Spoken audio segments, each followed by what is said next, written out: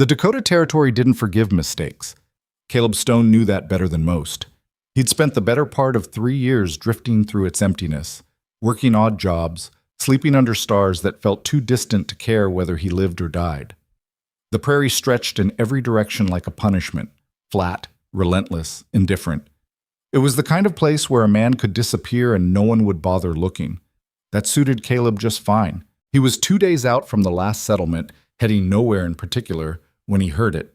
At first he thought it was an animal.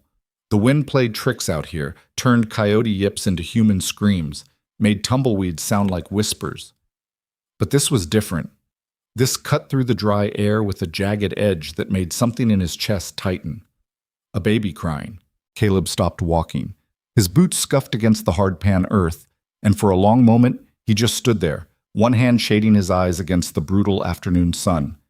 The sound came again, thin, desperate, the kind of cry that said, "I'm dying, and I don't understand why."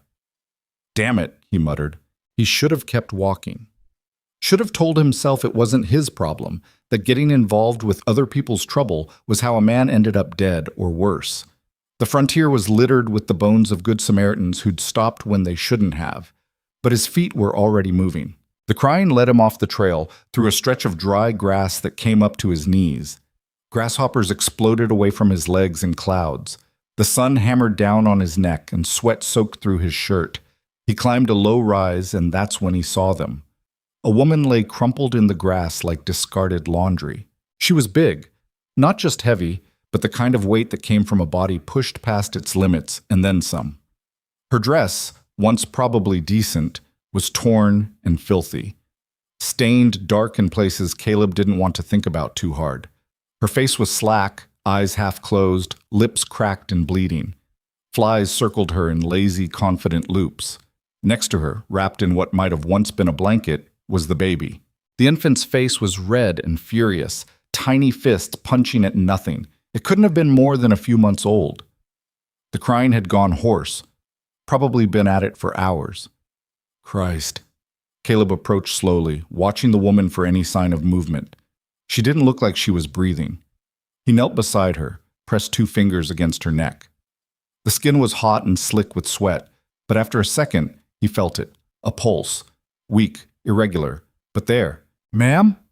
His voice came out rougher than he intended. "Ma'am, can you hear me?" Her eyelids fluttered, didn't open. He turned his attention to the baby. It was still crying, that same desperate wail that seemed to scrape against the inside of his skull. He reached down, hesitated. He'd never been good with infants, never had cause to be. Then carefully picked it up. The baby was lighter than it should have been. He could feel its ribs through the thin fabric. When had it last eaten? Yesterday? Longer? "Shh," Caleb said awkwardly, bouncing it slightly the way he'd seen women do. "Shh, I got you. You're all right." The baby didn't believe him, kept crying. Caleb looked around. Empty prairie in every direction. No wagon tracks. No sign of how these two had ended up out here. The nearest town was Red Hollow, maybe 40 miles east. Might as well have been on the moon. He looked back at the woman. She'd moved, just barely, her fingers twitching in the dirt. "Ma'am, I need you to wake up," he said, louder this time. "Come on now, your baby needs you." Her lips moved. No sound came out at first, then, "Run." "What?" "Run." Her eyes opened partway, unfocused and glassy with fever. "He's coming." "Who's coming?" But she'd already gone under again, her head lolling to one side. Caleb swore under his breath. This was bad. Worse than bad. Whatever had happened to this woman, whoever she was running from, it wasn't his fight. The smart thing, the sane thing, would be to leave her some water, take the baby to Red Hollow, let the law sort it out. But he'd seen enough of frontier justice to know how that story usually ended. Some clerk would take the baby, stick it in an orphanage, or hand it off to whoever claimed ownership first. And this woman would die out here, alone, and no one would ask questions. The baby's crying had softened to a whimper. It stared up at him with dark eyes that seemed too old for its tiny face. "Your ma's in trouble," Caleb told it, "and I'm about to do something real stupid." Quote, getting the woman conscious enough to move took the better part of an hour. Caleb started with water, most of his canteen down her throat, a few drops at a time so she wouldn't choke. She coughed and sputtered, but some of it went down. He wet his bandana and wiped the worst of the grime from her face, and that's when he got his first good look at the damage. Bruises. Everywhere. Her left eye was swollen shut, the skin around it a mottled purple-black. Her lower lip was split in 2 places. When he checked her arms, he found more bruises, some fresh, some faded to yellow-green, fingerprints on her wrists. Rope burns. Jesus, he whispered. She stirred again, eyelids fluttering. Ma'am, can you tell me your name? Adeline, The word barely made it past her cracked lips. Adeline what? Carter? She swallowed hard, her throat clicking. Is my baby? Baby's fine. Hungry and mad about it, but fine. Caleb shifted so she could see the infant, which he'd laid in the shade of his pack. We need to get you both out of here. Can you walk? Her laugh was bitter and broken. Can barely. I'll help you. But you gotta try. It wasn't walking, not really. More like Caleb dragging her while she made feeble attempts to move her legs. She was heavy, probably close to 300 pounds, and most of it was dead weight. Every few feet they had to stop while she caught her breath, or while Caleb convinced his back not to give out entirely. The baby, mercifully, had cried itself into exhausted silence. He'll find us, Adeline gasped during one of their stops. He always finds me. Who? Victor. Her good eye found his face, and the fear in it was naked and raw. My husband. Caleb had suspected as much. The bruises, the terror, the way she'd ended up in the middle of nowhere with nothing but her baby, it painted a picture he'd seen before. Different woman, same story. How far behind is he? Don't know. I ran 2 days? 3? Lost count? She started coughing, and it turned into a retch. Nothing came up but bile. We need to move, Caleb said. They made it another 100 yards before Adeline's legs gave out completely. She went down hard, and Caleb barely managed to keep her head from hitting a rock. She lay there in the dirt, gasping like a landed fish. Can't, she wheezed. Can't do it. Just take the baby. Leave me. Not happening. You don't understand, Victor. He has money, power. He'll kill you just for touching me. Then I guess I better not let him catch us. Caleb stood, looked at the sun. Maybe 3 hours of daylight left. At this rate, they'd be lucky to make 2 miles before dark. Not nearly enough distance if someone was actually coming after them. He made a decision. I'm going to carry you, he said. Adeline's eye widened. You can't. Probably not. But we're going to try anyway. It was the hardest thing Caleb had ever attempted, and he'd once helped pull a wagon out of a ravine. Getting Adeline onto his back was an exercise in leverage, desperation, and ignoring the screaming protest of every muscle in his body. She tried to help, but her limbs didn't seem to be taking orders from her brain anymore. When he finally managed to get her up, her arms wrapped loosely around his neck. Her weight settled on him like someone had dropped a piano on his shoulders. If I die doing this, he grunted, taking his first shaky step, I'm going to be real annoyed. Adeline made a sound that might have been a laugh or a sob. The baby went into the pack on his chest, wrapped in his spare shirt.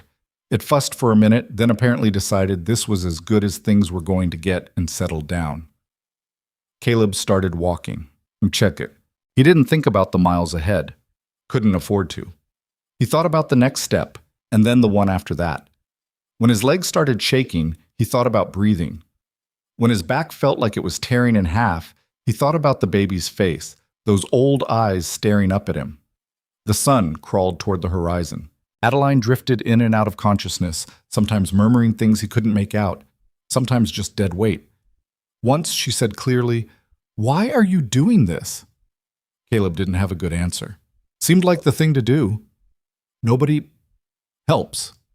Not for free. Who said it's free? You're going to owe me the best damn meal I've ever eaten once we get somewhere safe. She went quiet after that. The prairie stretched on. Caleb's world narrowed to the rhythm of his boots hitting dirt, the weight on his back, the baby's soft breathing against his chest. His water ran out. His vision started getting fuzzy at the edges. Somewhere in the back of his mind, a voice that sounded suspiciously like his dead father said, "You damn fool. This is how you die." Maybe so. But he kept walking. The sun finally gave up and sank below the horizon, taking the heat with it. The temperature dropped fast. It always did out here. Caleb's sweat-soaked shirt turned cold against his skin. He started shivering, which made carrying Adeline even harder. He couldn't go much further. His legs were going to give out any minute, and when they did, that would be it. They'd spend the night out here, exposed, and if Victor really was coming... Then he saw it. A dark shape against the darkening sky. At first he thought it was a rock formation, but as he got closer, stumbling now, barely keeping his feet under him, he realized it was a building. Some kind of way station or abandoned homestead, standing alone in the emptiness. "Almost there," he told Adeline. She didn't respond. The last 50 yards took everything he had left. His vision was tunneling, his breath coming in ragged gasps. When he finally reached the building, a small decrepit cabin with half its roof missing, his legs just stopped working. He went down on his knees, then forward onto his hands, managing at the last second to twist so Adeline rolled off his back instead of being crushed beneath him. The baby squawked in protest but didn't start crying. Caleb lay there for a long time, face down in the dirt, trying to remember how his lungs worked. Eventually, he rolled onto his back. Stars were coming out, sharp and cold. His whole body felt like one giant bruise. Moving seemed impossible. Staying conscious seemed like a reach. But the baby was making hungry noises, and Adeline hadn't moved since he'd rolled her off. Not done yet, he told himself. Getting up took 5 minutes and more willpower than he'd known he possessed. He checked Adeline first, still breathing, still burning with fever. Then the baby, who was definitely working up to a serious crying session. The cabin's interior was mostly bare, just rotted floorboards and mouse droppings. But it had walls, and about a third of the roof was intact. Better than nothing. Caleb dragged Adeline inside, laid her in the driest corner he could find. The baby he kept close, wrapped in every piece of spare clothing he had. No fire, no wood, and he was too exhausted to look for any. He sat with his back against the wall, the baby in his lap, and listened to the night sounds of the prairie. Somewhere out there, maybe a man named Victor was looking for his wife. A man with money and power and violence in his bones. The baby grabbed Caleb's finger with one tiny hand held on tight. "We'll figure it out," he said quietly. "In the morning, we'll figure something out." He didn't believe it, but saying it made him feel slightly less like he'd just signed all their death warrants. Caleb woke to the sound of a horse. For a confused second, he couldn't remember where he was or why every part of his body hurt. Then it came back. The woman, the baby, the desperate march through the prairie. He was still in the cabin, gray pre-dawn light filtering through the holes in the roof. And someone was outside. He moved slowly, carefully laying the baby down on his bundled shirt. It stirred, but didn't wake. Adeline was still unconscious in the corner, her breathing shallow and wet sounding. Not good. Caleb crept to what remained of the cabin's front window and looked out. A single rider sat on a horse about 20 yards away, silhouetted against the rising sun. Tall man, well-dressed, even from a distance. The horse was good stock, expensive. The man wasn't moving, just sitting there, looking at the cabin like he had all the time in the world. Caleb's hand went to his belt, where his knife hung. He had no gun, couldn't afford one, didn't trust himself with one anyway. The rider spoke, his voice carrying easily across the still morning air. "I know you're in there." Not Victor. The voice was wrong, older, rougher, but that didn't mean much. "Come out where I can see you," the man continued. "We need to talk." Caleb stayed where he was. "I'm not here for trouble," the rider said. "Name's Frank Holloway. I'm a marshal out of Red Hollow. Got a wire yesterday about a missing woman and child. Thought I'd ride out, see if the report had any teeth to it." A marshal. That could be good or very, very bad, depending on who'd sent that wire. "How do I know you're telling the truth?" Caleb called back. "You don't. But if I wanted you dead, I'd have shot through the wall 5 minutes ago." A pause. "That woman in there with you, she hurt?" "Yeah." "Bad?" "Bad enough." The marshal dismounted, moving slow and deliberate, keeping his hands visible. He was older than Caleb had thought, maybe 50, with gray in his beard and deep lines around his eyes. He wore a tin star on his vest, but that didn't prove anything. Stars could be bought or stolen. "I'm coming to the door," Holloway said. "Don't do anything stupid. He walked forward, stopped just outside the doorway. Up close, Caleb could see the wear on him, the kind that came from years of hard miles and harder decisions. "Let me see her," the marshal said. Caleb stepped aside. Holloway entered, his eyes adjusting to the dimness. When he saw Adeline, something in his expression tightened. He knelt beside her, checked her pulse, looked at the bruises on her face. "Jesus Christ," he said softly. Then louder, "How long's she been like this?" "Found her yesterday afternoon." "She was barely conscious then." "She tell you what happened?" "Said she was running from her husband, a man named Victor." The marshal's jaw clenched. "Victor Hale." "You know him?" "Know of him. Railroad money, lots of it. Owns half the land between here and the Montana border." Holloway stood, brushed the dirt from his knees. He filed a report claiming his wife stole their child and ran off. Said she was mentally unfit, a danger to herself and the baby. "That's horseshit," Caleb said. "Look at her. Those bruises didn't come from being unfit." "I'm looking." The marshal's voice was flat, unreadable. "Question is, what were you planning to do about it?" "Get her to Red Hollow, find a doctor, let her tell her side of things." "Her side against a man like Victor Hale?" Holloway shook his head. "Son, you have any idea the kind of lawyers he can afford? The kind of judges he has in his pocket?" "So what? We just hand her back to him? Let him finish what he started?" "I didn't say that." The baby chose that moment to wake up and start crying. The sound filled the small cabin, sharp and insistent. The marshal looked at the infant, then at Caleb, then back at Adeline. Something shifted in his face, a decision being made. "All right," he said finally, "here's what's going to happen.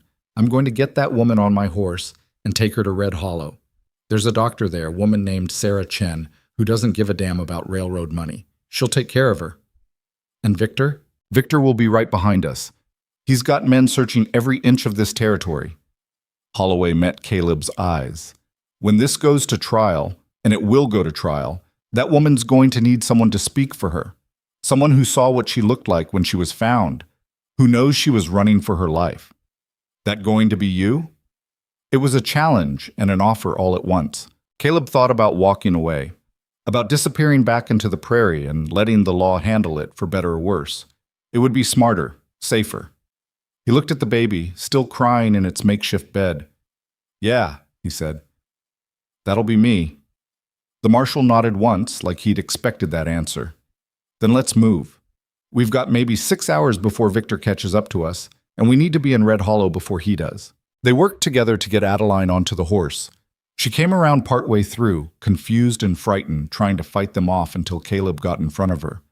"It's all right," he told her. "This man's a marshal. He's going to help." "Victor?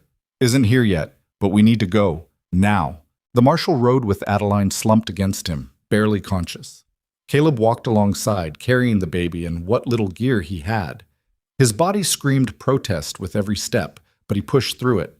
The sun climbed higher. The prairie opened up around them, vast and indifferent. And somewhere behind them, getting closer with every hour, a man named Victor Hale was coming to take back what he considered his property. Caleb didn't let himself think about that. He focused on keeping pace with the horse, on the weight of the baby in his arms, on putting one foot in front of the other. Red Hollow was still 30-something miles away. They had a long walk ahead of them. The sun was already brutal by the time they spotted the first buildings of Red Hollow shimmering in the heat haze. Caleb's boots had worn blisters through both his socks, and his shoulders felt like they'd been worked over with a hammer. The baby had cried itself hoarse twice and was now making small, pitiful mewling sounds that were somehow worse than the screaming. Marshal Holloway pulled his horse to a stop at the edge of town, squinting down the main street. "We go straight to Doc Chen's place. No stopping, no talking to anyone. Victor's men could already be here." Caleb shifted the baby to his other arm.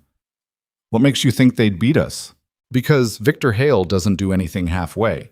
He sent that wire yesterday morning. By afternoon, he probably had 20 men fanning out across the territory." The marshal glanced back at Adeline, who was barely upright against his shoulder. "The only reason we got here first is because I knew the shortcuts. Red Hollow wasn't much of a town. Maybe 24 buildings clustered around a wide dirt street that turned to mud when it rained. Caleb had passed through once before, years ago, and it hadn't changed. Same weathered storefronts, same saloon with the crooked sign, same church with the peeling paint. The kind of place where everyone knew everyone else's business before breakfast. They drew stairs as they rode in.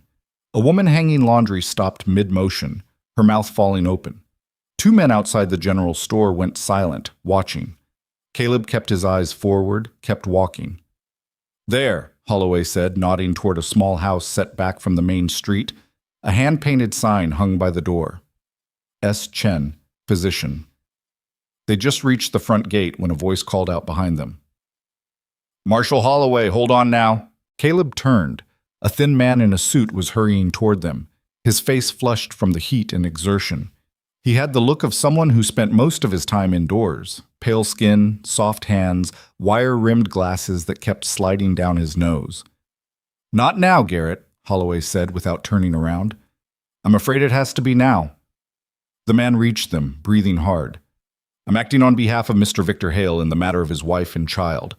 I have legal documents requiring you to, I said not now. But Garrett had already seen Adeline on the horse. His eyes widened, then narrowed. "That's Mrs. Hale. I'm going to have to insist." "You can insist all you want after the doctor's seen her." Holloway dismounted, reached up to help Adeline down. She sagged against him, her legs buckling. "She's stolen property," Garrett said, his voice rising. "Mr. Hale has every legal right." "She's a human being who's half dead," Caleb cut in. "So why don't you back off and let us get her inside before you start waving papers around?" Garrett's face went red. "And who are you?" "Nobody you need to worry about." "The man who found them," Holloway said.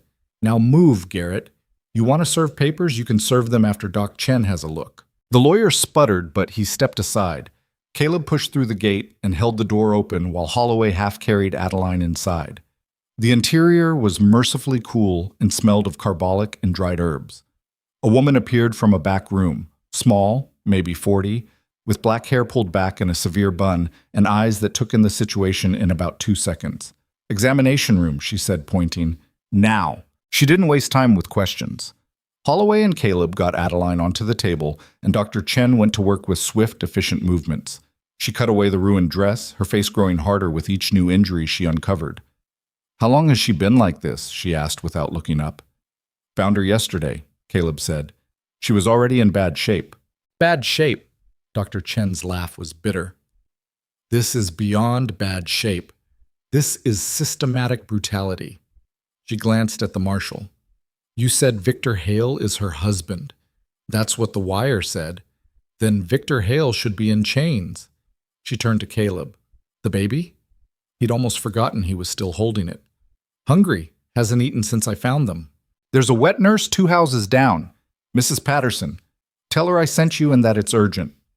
Dr. Chen was already turning back to Adeline, her hands gentle despite the anger in her voice. "Go. She needs to work without an audience." Caleb went.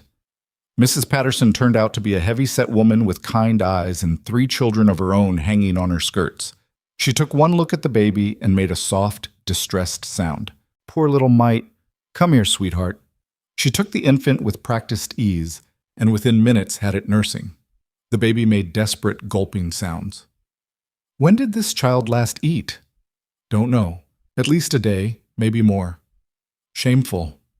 She rocked gently, her expression darkening. "This is Mrs. Hale's baby, isn't it? I heard she'd run off, but I didn't believe—" "Well," she looked up at Caleb. "Is it true? What they're saying about Mr. Hale?" "Depends what they're saying. That he's a monster. That he beat that poor woman near to death." Her voice dropped. "We've all heard the rumors for months now. The way she looked when she came to town, always wearing long sleeves even in summer. The bruises she couldn't quite hide. But Mr. Hale is a powerful man, and nobody wanted to stick their neck out," Caleb finished. "No." She looked ashamed. "We didn't. And now look what's happened." The baby had fallen asleep at her breast, its tiny face finally peaceful. Mrs. Patterson adjusted her shawl to cover them both. "You can leave the child with me for now," she said. "I'll make sure it's fed and clean. You go on back to the doctor's. That woman's going to need all the help she can get." When Caleb returned to Dr. Chen's house, he found Marshal Holloway on the porch, smoking a cigarette and staring at nothing in particular. "How is she?" Caleb asked. "Alive. Barely." Holloway took a long drag, let the smoke out slowly. "Doc's still working on her. Says she's got 3 broken ribs, a fractured wrist that healed wrong, infections in half her wounds, and a fever that should have killed her already." He flicked ash into the dirt. "Also says she's probably been beaten regularly for at least 2 years, maybe longer." Caleb's hands clenched into fists. "And that lawyer wants us to hand her back. That lawyer's just doing his job. Victor's the one we need to worry about." Holloway looked at him. "You know he's going to come after you, right? You interfered with his property, in his eyes. Men like that don't forget. Let him come." "Brave words. You got any idea how to back them up?" Caleb didn't answer. He didn't have a gun, didn't have money, didn't have anything except a stubborn refusal to walk away. Not exactly a winning hand. The door opened and Dr. Chen emerged, wiping blood from her hands with a rag. She looked exhausted. "She's stable," she said. "For now, but she needs rest, real food, and about a month of care I'm not sure she's going to get." She looked between them. "That man is going to come for her, isn't he? Victor Hale." "He's probably already here," Holloway said, "or close enough. Then we have a problem, because that woman can't be moved, and I won't let anyone take her while she's in this condition." Dr. Chen's jaw set in a way that suggested she'd made harder stands than this and lived to tell about it. "I don't care what legal papers he waves around." "It might not be up to you," the marshal said quietly. "Then make it up to you. You're the law here, aren't you? I'm one marshal in a territory the size of some eastern states. Victor Hale has money, lawyers, and enough influence to make my life very difficult if I cross him. And if you don't?" Dr. Chen's voice was steel-wrapped in silk. "If you let him take that woman back to whatever hell he's been putting her through? What kind of law is that?" Holloway looked away. For a long moment, nobody spoke. Then Caleb said, "What if she testifies?" They both turned to look at him. "Against Victor," he continued. "In court. Tell everyone what he did. Show them the evidence." He gestured at the house. "Doc's got it all documented now, right? The injuries, the old breaks, everything. That's got to count for something." Dr. Chen's expression was skeptical. "You think a judge is going to take the word of an injured woman over a man like Victor Hale? Not just her word. Mine too. I'm the one who found her. I can testify about the condition she was in, how she ended up out there." "You're a drifter," Holloway said bluntly. "No offense, but your word against Victor's won't carry much weight. So we find more people, others who've seen what he's capable of. There's got to be someone else who knows what he's really like." Caleb was warming to the idea now, even though he could see the holes in it. "We build a case, make it impossible for any judge to ignore." "The judge here is Catherine Mercer," Dr. Chen said slowly.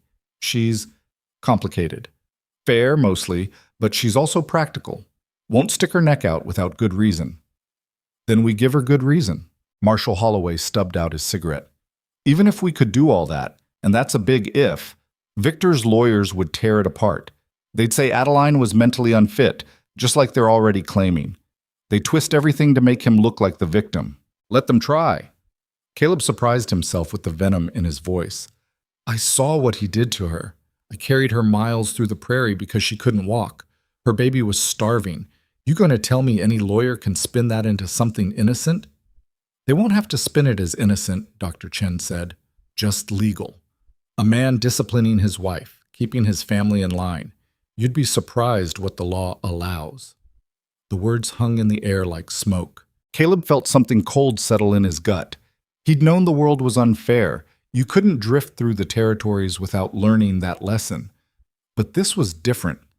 This was looking evil in the face and being told it had the right paperwork. "So what do we do?" he asked. Before anyone could answer, a commotion erupted from the direction of the main street. Voices raised, the sound of horses, someone shouting orders. "That'll be Victor," Holloway said quietly. They moved to the front of the house. Down the street, a group of riders had gathered outside the saloon. Even from a distance, Caleb could pick out the man in charge, tall, broad-shouldered, sitting his horse like he owned the ground beneath its hooves. He was well-dressed, his clothes expensive, even covered in trail dust. His face was hard to make out from this distance, but his voice carried clearly when he spoke. "My wife and child. I have legal documents proving ownership and custody. Anyone who interferes will face criminal charges. Ownership, Dr. Chen said, her voice flat with disgust. More people were gathering now, drawn by the commotion. Caleb saw shopkeepers in their aprons, women with market baskets, a few ranch hands who'd probably been drinking since noon. Everyone was watching. Victor dismounted, handed his reins to one of his men. Even the way he moved spoke of entitlement, the casual confidence of someone who'd never been told no in his life. He started up the street, his men following. "He's coming here," Caleb said. "Of course he is." Holloway stepped off the porch, adjusted his gun belt. "Stay behind me, both of you." "Like hell," Dr. Chen said. "Doc, this is my property, Marshal. I'll stand where I please." Victor Hale stopped about 20 feet from the house. Up close, he was even more imposing, mid-40s, with the kind of weathered handsomeness that came from good breeding and expensive habits. His eyes were pale gray, cold as winter ice. "Marshal Holloway," he said pleasantly, "I see you found my wife. I appreciate your assistance in this matter." "Mr. Hale," Holloway's voice was carefully neutral, "your wife is currently under medical care. She's in no condition to be moved. I have a doctor waiting back at my ranch. He can provide whatever care she needs. The doctor here says otherwise." Victor's smile didn't waver, but something shifted in his eyes. "With all due respect to Dr. Chen, I prefer my own physician for family matters. Now, if you'll have my wife brought out—" "No," Dr. Chen said. The smile vanished. "Excuse me? I said no. That woman has severe injuries that require immediate and ongoing treatment. Moving her now could kill her. That's my decision to make, not yours." "Actually, it's mine." Dr. Chen stepped forward, putting herself between Victor and the house. She was a foot shorter than him and probably half his weight, but she didn't flinch. "I'm the attending physician. Until I clear her for transport, she stays here." "You're interfering with a man's legal rights to his own wife." "I'm preventing a patient from dying. If you have a problem with that, you can take it up with whatever judge you've got in your pocket." Victor's face darkened. For a moment, Caleb thought he was going to strike her. But then the lawyer, Garrett, stepped forward, a sheaf of papers in his hand. "Mr. Hale has documentation proving Mrs. Hale's mental instability and his legal authority as her husband. According to territorial law—" "I don't give a damn what the law says," Dr. Chen interrupted. "That woman is not leaving my care." "Then you'll be held in contempt when this goes to court," Garrett said smugly. "Fine. I've been held in contempt before." Victor held up a hand, silencing his lawyer. His eyes found Caleb. "And you are?" "Nobody important," Caleb said. "You're the man who took my wife and child. That makes you very important." Victor's voice was soft, almost conversational. "In fact, I could have you arrested right now for kidnapping." "He saved their lives," Holloway said. "Did he? Or did he interfere with a domestic situation he didn't understand? My wife is not well, Marshal. She suffers from episodes, delusions. She's run off before, always with some wild story about abuse or mistreatment. It's a sickness." "The only sick thing here is what you did to her," Caleb said. "You don't know anything about my marriage." "I know she'd rather die in the prairie than stay with you. I know her baby was starving because she was trying to get away. I know you put those bruises on her." Victor took a step closer. "Careful, friend. Accusations like that can get a man hurt."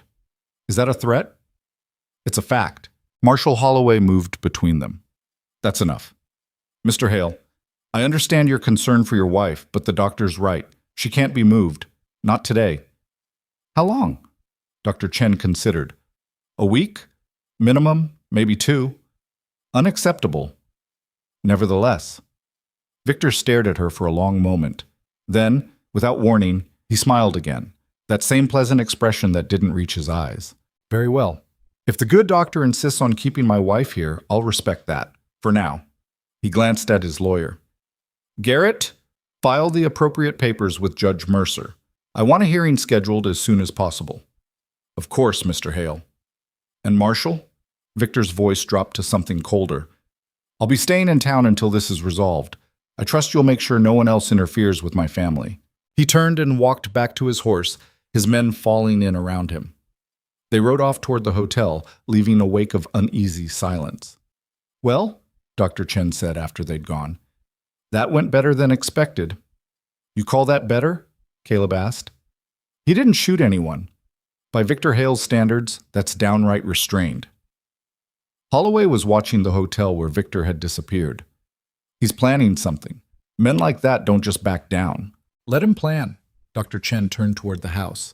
"I've got a patient to check on, and you," she pointed at Caleb, "need to get some rest. You look like you're about to fall over." She was right.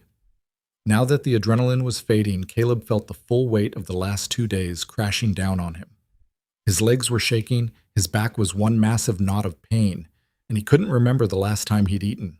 "There's a boarding house 2 streets over," Holloway said. "Tell Mrs. Brennan I sent you. She'll give you a room and a meal." "I don't have money." "I'll cover it. Consider it payment for—" He gestured vaguely. "Whatever this is we're doing." Caleb wanted to argue, but he was too tired. "The baby is with Mrs. Patterson and doing fine. Doc will check on her later." Holloway clapped him on the shoulder. "Go. Sleep. We're going to need you sharp for what comes next." The boarding house was small but clean, and Mrs. Brennan was the sort of woman who took one look at Caleb and immediately started fussing. She fed him stew and bread, showed him to a room with an actual bed, and told him to sleep as long as he needed. He was unconscious before she'd closed the door. When Caleb woke, the light coming through the window suggested it was early evening. He lay there for a moment, his body cataloging all the new aches that had settled in while he slept. Everything hurt, but it was a manageable hurt. He could move. He made his way downstairs and found Marshall Holloway sitting at the kitchen table drinking coffee and talking quietly with Mrs. Brennan. They both looked up when he appeared. "There he is," Holloway said. "Thought you might sleep through till tomorrow." "How long was I out?" "About 8 hours." The marshal pushed a cup of coffee toward him. "Sit. We need to talk." Caleb sat. The coffee was strong enough to stand a spoon in. "Judge Mercer agreed to a hearing," Holloway said without preamble. "Day after tomorrow. Victor's pushing for immediate custody, Doc Chen's fighting to keep Adeline under medical care, and the whole thing's going to be a circus." "What about Adeline? Does she know?" "She's conscious, weak, but aware. Doc told her what's happening." Holloway paused. "She wants to testify. Is she strong enough?" "Doc says no, but Adeline insists. Says she'd rather die telling the truth than live being handed back to Victor." He took a sip of coffee. "She asked to see you, actually." "Me? You're the one who found her. I think she wants to thank you." Holloway stood. "Come on, Doc said you could visit for a few minutes." They walked through town as the sun set, painting the sky in shades of orange and purple. Red Hollow was quiet, too quiet. Caleb could feel people watching from windows, hear conversations stopping as they passed. News had spread fast. Dr. Chen met them at the door. "She's awake, but don't tire her out. And if she starts coughing, come get me immediately." Adeline was propped up in bed, surrounded by pillows. She looked better than she had in the prairie. Clean, bandaged, the worst of the dirt and blood washed away. But she was still a wreck. Her face was a map of bruises, her left arm in a splint. Her breathing labored. But her eyes were clear. "You came," she said, her voice rough. "How are you feeling?" It was a stupid question, but Caleb couldn't think of anything else to say. "Like I got trampled by a horse." A faint smile crossed her split lips. "But alive, thanks to you. I just don't." She raised her good hand slightly. "Don't say you didn't do anything special. You stopped. You could have walked past and no one would have blamed you, but you stopped." Caleb pulled a chair over, sat down. "Your baby's doing fine. Mrs. Patterson's taking good care of her." "Her," Adeline repeated softly. "I know I should have named her, but I couldn't. Every name I thought of felt like I was accepting that we might have a future. Does that make sense?" "Yeah." They sat in silence for a moment. Outside, Caleb could hear the evening sounds of the town settling in. Horses being put up for the night, doors closing, someone laughing in the distance. "Marshall said there's going to be a hearing," Adeline said finally. "Day after tomorrow. And Victor will be there." "Yeah." Her hand clenched in the blanket. "I don't know if I can do it. See him again. Listen to him lie about what happened. You don't have to—" "Yes, I do." Her voice strengthened. If I don't speak now, I never will. He'll take me back and... She stopped, swallowed hard. I won't survive it this time. I know I won't. We're not going to let that happen. You can't promise that. I can try. Adeline looked at him for a long moment. Why? Why do you care what happens to me? You don't know me. I'm nothing to you. Caleb thought about that. Truth was, he didn't have a good answer. Maybe it was because he'd spent 3 years running from his own past, and seeing someone else trying to escape theirs had struck something deep. Maybe it was simpler than that.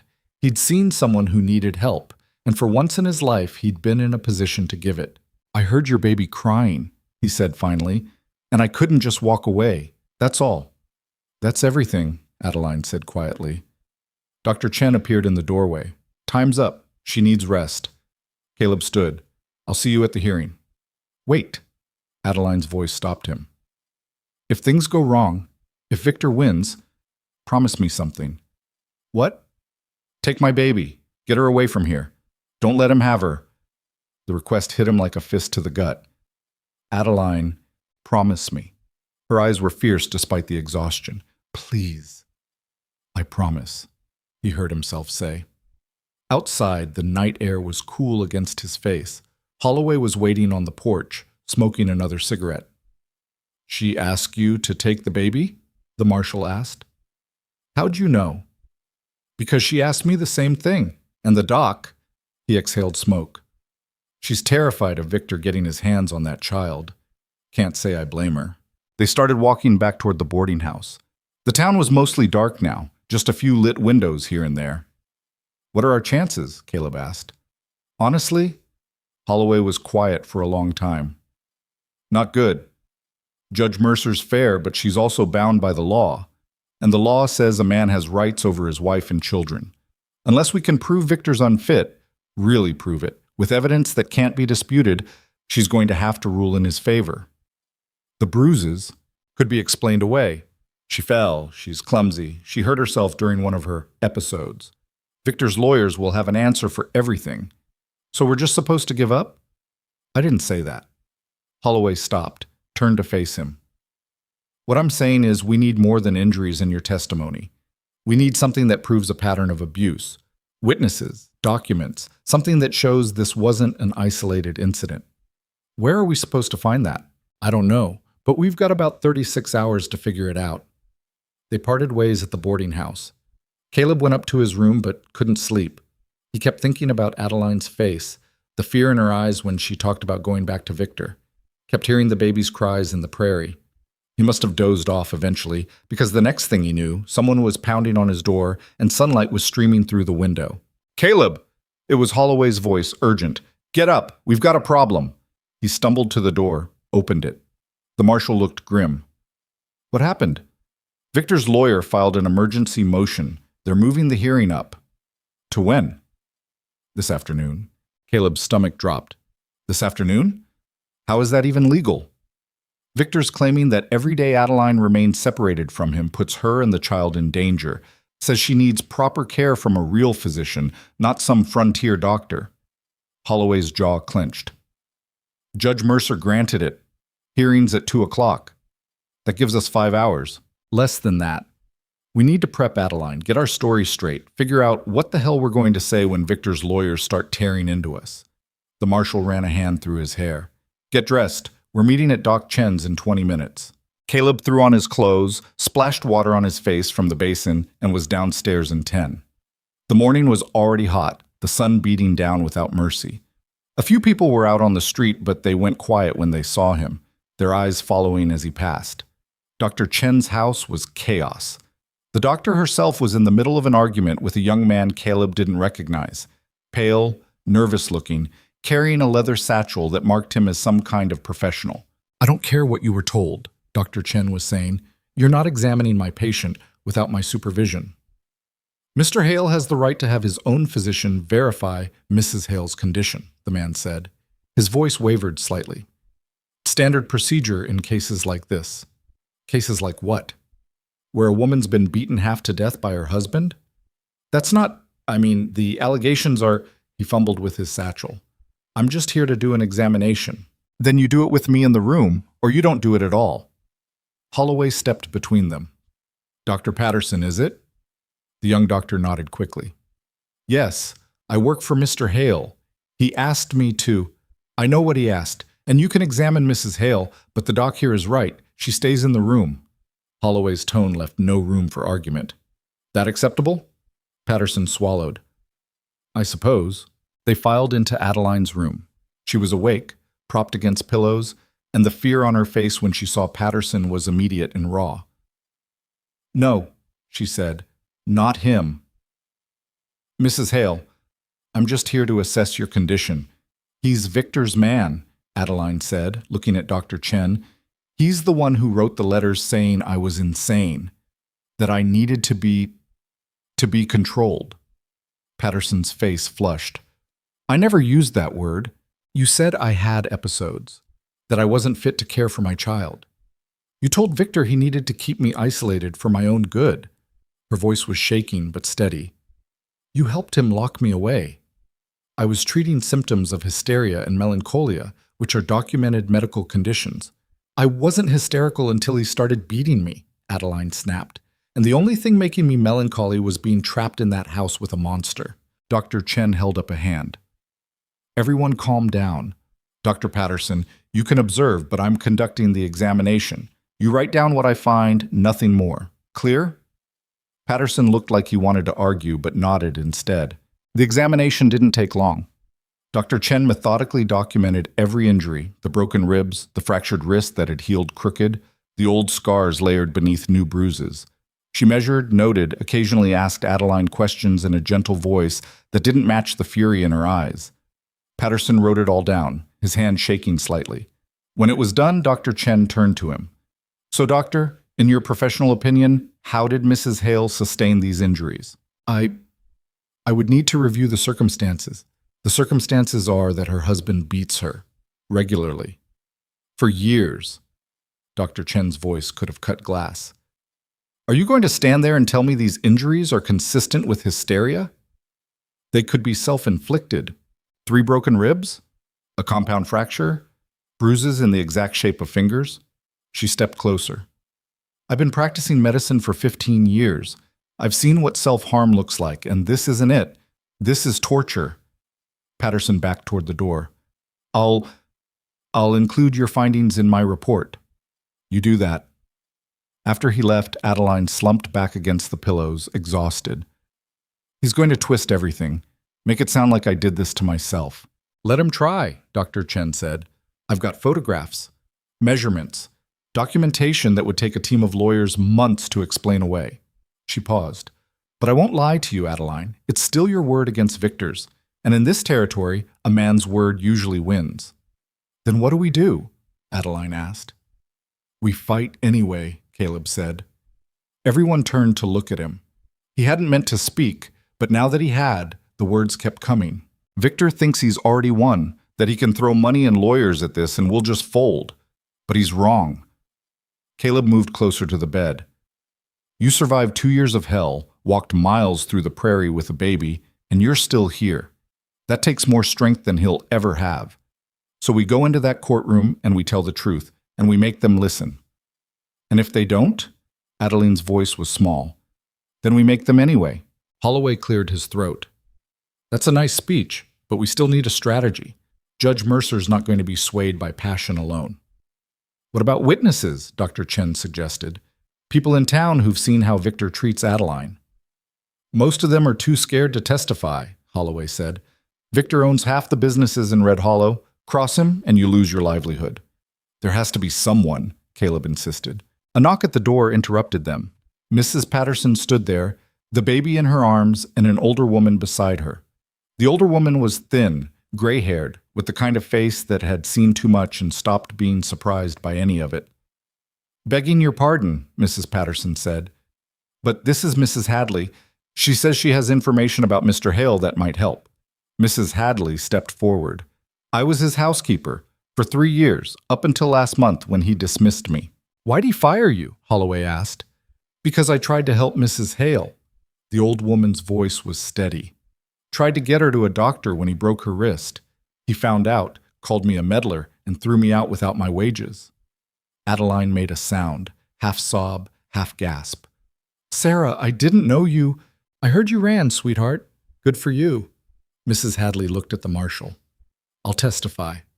I'll tell them everything I saw in that house, the beatings, the locked rooms, the night she screamed and he told the staff to ignore it. All of it. That could be dangerous, Holloway warned. Victor's not going to take kindly to his own staff turning on him. I'm 63 years old and I've got consumption. I'll be dead inside a year anyway. Mrs. Hadley's smile was grim. Might as well do something useful with the time I've got left. Dr. Chen gripped the woman's hand. Thank you. Don't thank me yet. We still have to convince a judge. The morning passed in a blur of preparation. Holloway coached Caleb on what to say and what not to say. Dr. Chen organized her medical evidence into a folder thick enough to stop a bullet. Mrs. Hadley wrote out a statement detailing everything she'd witnessed, her handwriting shaky but determined. Adeline stayed in bed, conserving her strength for the afternoon. When Caleb checked on her around noon, she was staring at the ceiling, her good hand clenched in the blanket. You should eat something, he said. Can't. My stomach's in knots. He pulled the chair over, sat. You don't have to do this, you know. We can fight without you testifying. And lose. She turned her head to look at him. I know how this works. The only chance we have is if I get up there and make them see what he really is. If I hide, they'll say I'm too unstable to speak for myself. They'll hand me back to him and that'll be the end of it. You're pretty clear-headed for someone who's supposed to be hysterical. Victor used to tell me I was crazy so often I almost started believing it. Her voice was quiet. He'd hit me, then tell me I'd imagined it. Lock me in my room, then say it was for my own protection. After a while, I couldn't trust my own mind anymore. But you ran anyway. Because of her. Adeline looked toward the corner where Mrs. Patterson had set up a small cradle. The baby was sleeping, one tiny fist curled against her cheek. When she was born, something changed. I couldn't let her grow up thinking that was normal. Couldn't let Victor do to her what he'd done to me. She swallowed hard. So I waited until he went to the city on business, and I just walked out. Took what money I could find, wrapped her up, and started walking. How'd you end up so far from any town? I got lost. Took a wrong turn somewhere, ended up going in circles. By the second day, I was out of water and food. My feet were bleeding. I knew I wasn't going to make it, but I kept going anyway because stopping meant dying, and dying meant he'd get her back. Her eyes filled with tears. Then you found us. And I thought maybe there was still a chance. Caleb didn't know what to say to that. He'd never thought of himself as someone's last hope before. We'll make it work, he said finally. Somehow. At 1:30, they started making their way to the courthouse. It was a modest building at the edge of town, 2 stories of weathered wood and peeling paint. A small crowd had already gathered outside. Curious townspeople, a few reporters from neighboring settlements, and Victor's men standing in a loose cluster near the entrance. Victor himself was on the courthouse steps, talking to Garrett and another lawyer Caleb didn't recognize. He looked calm, confident, like a man who already knew how the day would end. Dr. Chen had insisted on bringing Adeline in a wheelchair, despite Adeline's protests. You can barely stand, the doctor had said flatly. Let them see exactly what condition you're in. Now, as they approached the courthouse, every eye turned toward them. The crowd went quiet. Caleb could feel the weight of their stares, the unspoken judgments. Victor's expression didn't change when he saw Adeline, but something flickered in his eyes. Anger, maybe, or possession. Adeline, he called out, his voice carrying across the yard. Thank heavens you're safe. I've been so worried. Adeline's hands gripped the wheelchair arm so hard her knuckles went white. She didn't respond. I know you're confused right now, Victor continued, descending the steps toward them. But you're sick, darling. You need help, real help. Let me take you home. Don't call me darling, Adeline said. Her voice was quiet but cut through his words like a knife. And I'm not going anywhere with you. See? Victor looked at the gathered crowd, his expression pained. This is exactly what I've been trying to tell everyone. She's not herself. She doesn't understand. I understand perfectly. Adeline's voice grew stronger. I understand that you're a liar and a coward who beats women and calls it love. Gasps from the crowd. Victor's face went red, but before he could respond, the courthouse door opened and a bailiff stepped out. Court's in session, he announced, all parties inside. The courtroom was small, maybe 40 feet across, with wooden benches that had absorbed decades of nervous sweat and whispered prayers. Judge Catherine Mercer sat behind an elevated desk at the front, a woman in her 50s with steel gray hair and eyes that missed nothing. She watched as everyone filed in and found their seats. Victor and his lawyers on one side, Adeline's group on the other. Caleb ended up in the front row, right behind where Holloway and Dr. Chen had positioned Adeline's wheelchair. He could see the tension in her shoulders, the way her breathing had gone shallow. Judge Mercer banged her gavel once. This is an emergency custody hearing in the matter of Victor Hale versus Adeline Hale. Mr. Garrett, you filed the emergency motion. State your case. Garrett stood, straightening his papers with officious precision. Thank you, Your Honor. My client, Mr. Victor Hale, is here today seeking the immediate return of his wife and infant daughter, who were unlawfully removed from his care by, he gestured at Caleb, this man, whose motives and character are highly suspect. Objection, Holloway said, rising. Mr. Stone found Mrs. Hale abandoned in the prairie near death. He saved her life. So he claims, Garrett shot back. But we only have his word for that. For all we know, he could have kidnapped Mrs. Hale himself as part of some scheme. That's ridiculous, Dr. Chen interrupted. Judge Mercer's gavel came down hard. Order, this isn't a free-for-all. She looked at Garrett. Continue, but stick to facts. Yes, Your Honor. The facts are these. Mrs. Hale has a documented history of mental instability. She suffers from acute hysteria and melancholia, conditions that make her a danger to herself and her child. Dr. Patterson, who has treated her for 2 years, can attest to this. Patterson stood, looking uncomfortable. Mrs. Hale exhibited symptoms consistent with being beaten regularly, Dr. Chen interrupted again. The judge's eyes narrowed. Dr. Chen, you'll have your turn to speak. For now, be quiet, or I'll have you removed. Dr. Chen sat back, seething. Patterson continued, his voice gaining confidence. Mrs. Hale showed signs of emotional dysregulation, paranoid ideation, and episodes of violent behavior toward herself. I prescribed bed rest and isolation for her own safety, under Mr. Hale's supervision. Isolation, Adeline said, loud enough for everyone to hear. He means being locked in a room for days at a time. Mrs. Hale, Judge Mercer said, you'll have a chance to testify. Until then, please remain silent. Garrett was warming up now, pacing in front of the judge's bench. Your Honor, Mr. Hale is a respected businessman, a pillar of this community. He has provided his wife with every comfort, every medical treatment available. But instead of gratitude, she repays him with false accusations and abandonment. She took their infant child into the wilderness, putting the baby's life at risk. If this stranger hadn't found them, another gesture at Caleb, the child might have died. The child was dying because Adeline was running for her life, Caleb said, unable to stop himself. The judge's gavel cracked again. Mr. Stone, I won't warn you again. Sorry, Your Honor. Garrett smiled thinly. As I was saying, Mrs. Hale's actions demonstrate her unfitness as a mother. Mr. Hale is asking this court to do the only reasonable thing, return his wife and child to his care where they belong. He sat down, looking satisfied. Judge Mercer turned to Holloway.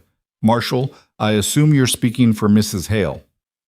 I am, Your Honor, along with Dr. Chen. Holloway stood. And with your permission, we'd like Mrs. Hale to testify first. Is she well enough? Dr. Chen rose. She's well enough to tell the truth, which is more than can be said for Dr. Patterson's testimony. That's inflammatory, Garrett objected. It's accurate, Dr. Chen shot back. Judge Mercer sighed. Mrs. Hale, can you make it to the witness stand? Adeline nodded. With Dr. Chen's help, she stood from the wheelchair, took 3 shaky steps, and sank into the witness chair. Her face was pale, sheened with sweat, but her eyes were clear. State your name for the record, the judge said. Adeline Marie Carter Hale.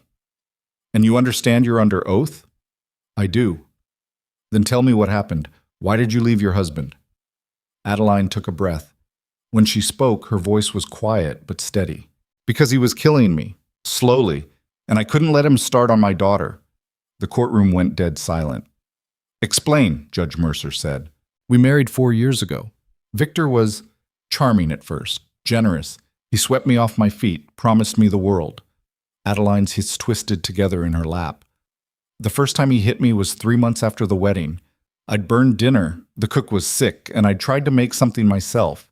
He said I'd embarrassed him, called me stupid. Then he backhanded me so hard I saw stars. And you didn't report this? The judge asked. To who?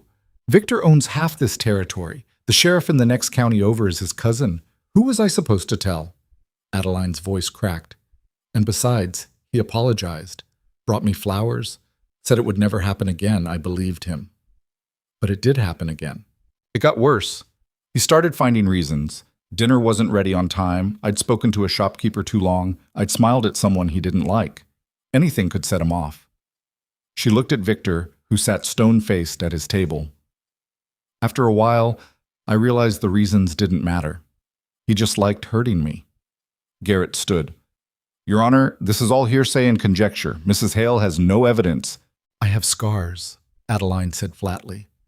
I have bones that healed wrong because he wouldn't let me see a real doctor.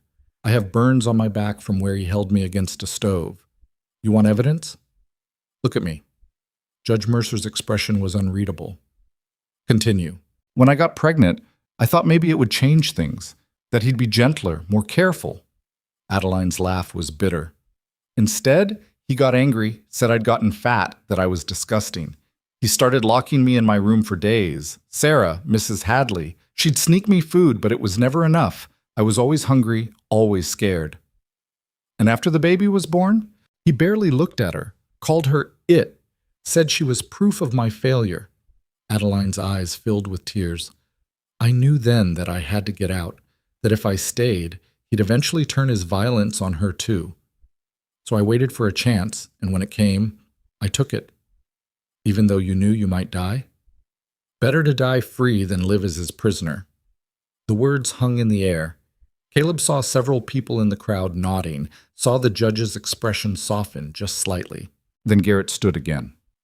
Your Honor, with all due respect, Mrs. Hale's testimony is exactly what we'd expect from someone suffering from paranoid delusions.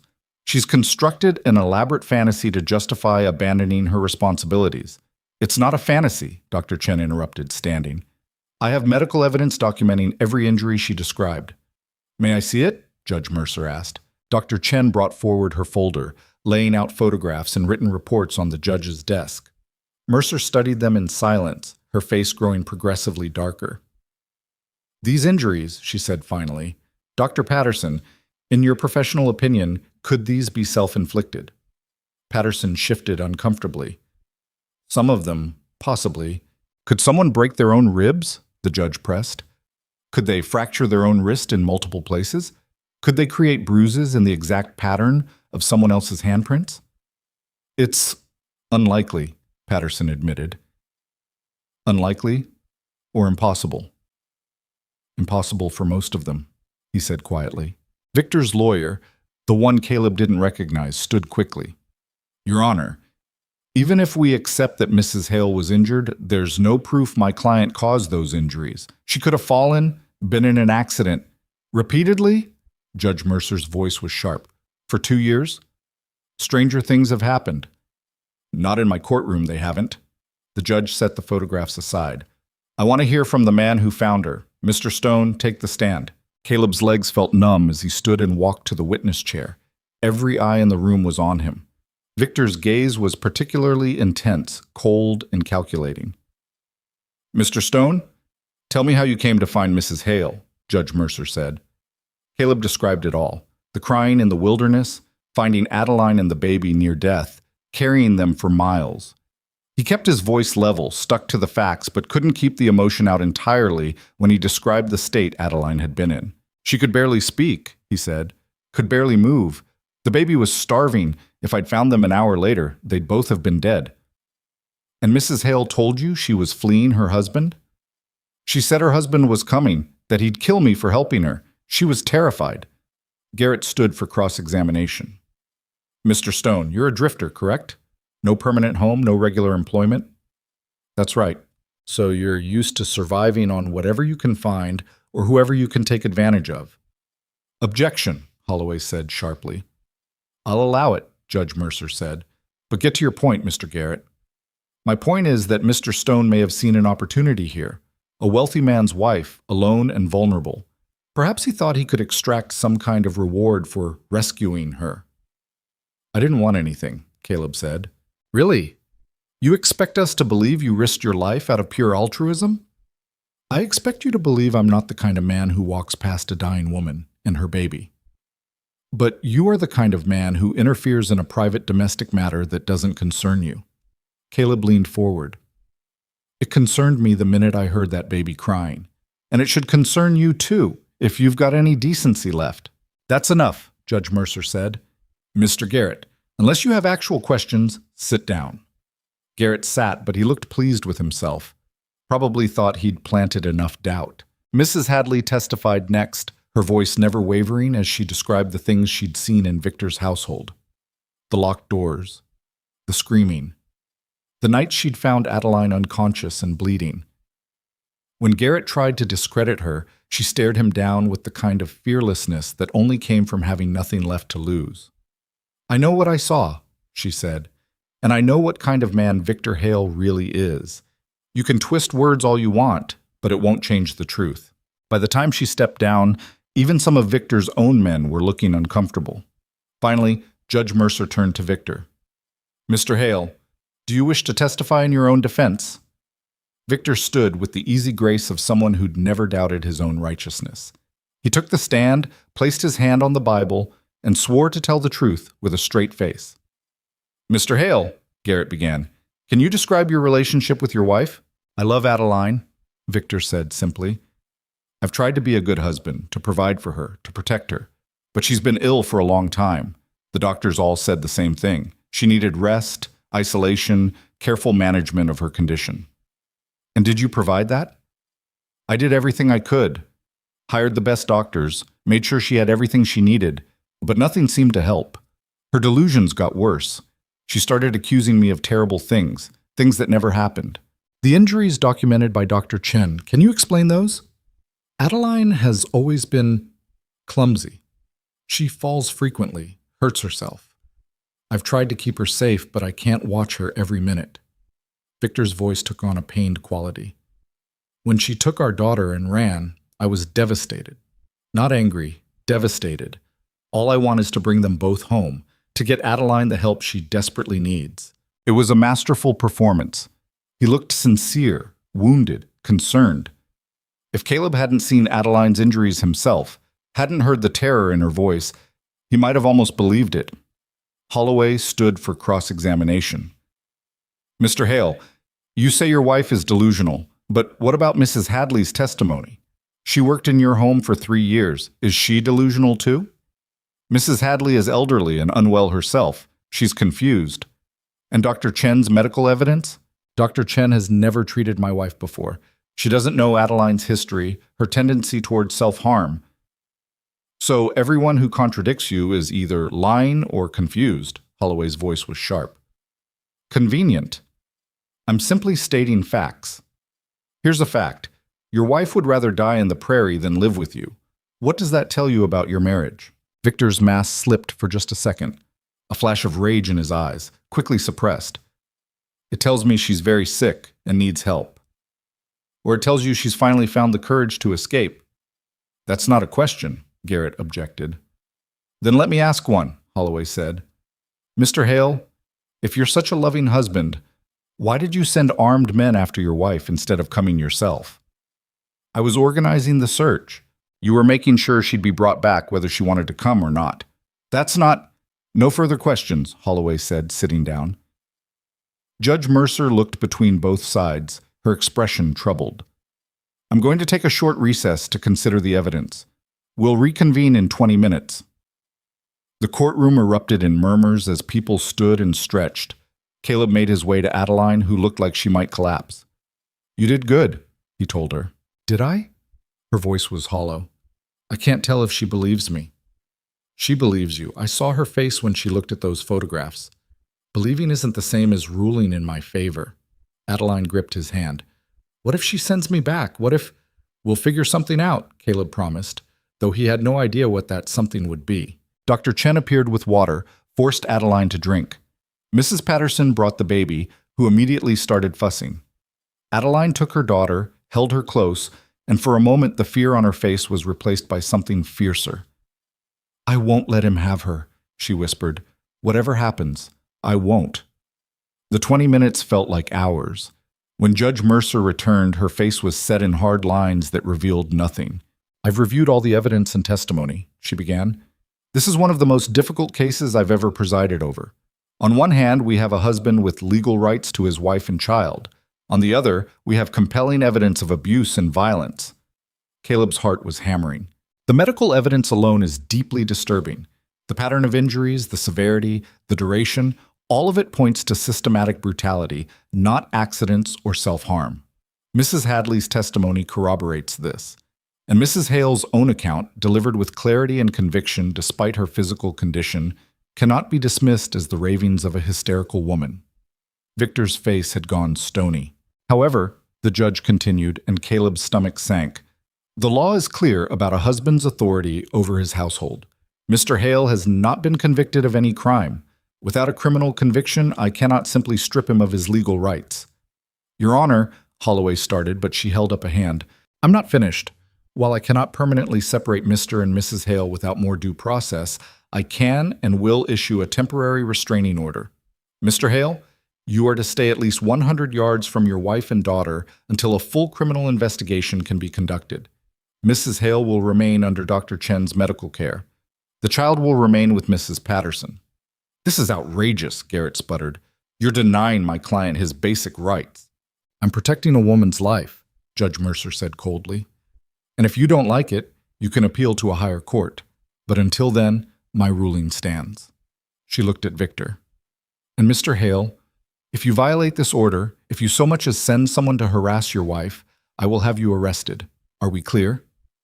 Victor stood slowly. His voice was perfectly controlled, but the rage beneath it was palpable. "Perfectly clear, Your Honor." "Good. This hearing is adjourned." The gavel came down with a sharp crack. For a moment, nobody moved. Then Adeline started crying, huge gasping sobs of relief that shook her whole body. Dr. Chen wrapped her arms around her, and Mrs. Patterson brought the baby close. Caleb felt like he could breathe for the first time in hours, but when he looked across the courtroom, he saw Victor staring at him with those cold gray eyes, and the expression on his face promised that this wasn't over. Not by a long shot. They didn't celebrate. The victory was too fragile, too temporary. As people filed out of the courthouse, Caleb kept his eyes on Victor, who stood with his lawyers in a tight huddle near the door. Their voices were low but urgent, and every few seconds, one of them would glance toward Adeline. "We need to get her out of here," Holloway said quietly. "Now, while there's still a crowd..." Dr. Chen was already moving, wheeling Adeline toward a side exit. Caleb followed, positioning himself between them and Victor's line of sight. Mrs. Patterson came behind, the baby bundled against her chest. They made it outside without incident, but Caleb could feel eyes on them the whole way.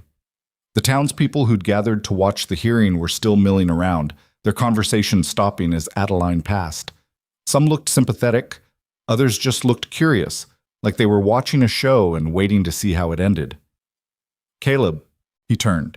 Marshal Holloway was standing a few feet back, his hand resting on his gun belt. His eyes weren't on Caleb, though. They were scanning the street, the rooftops, the shadows between buildings.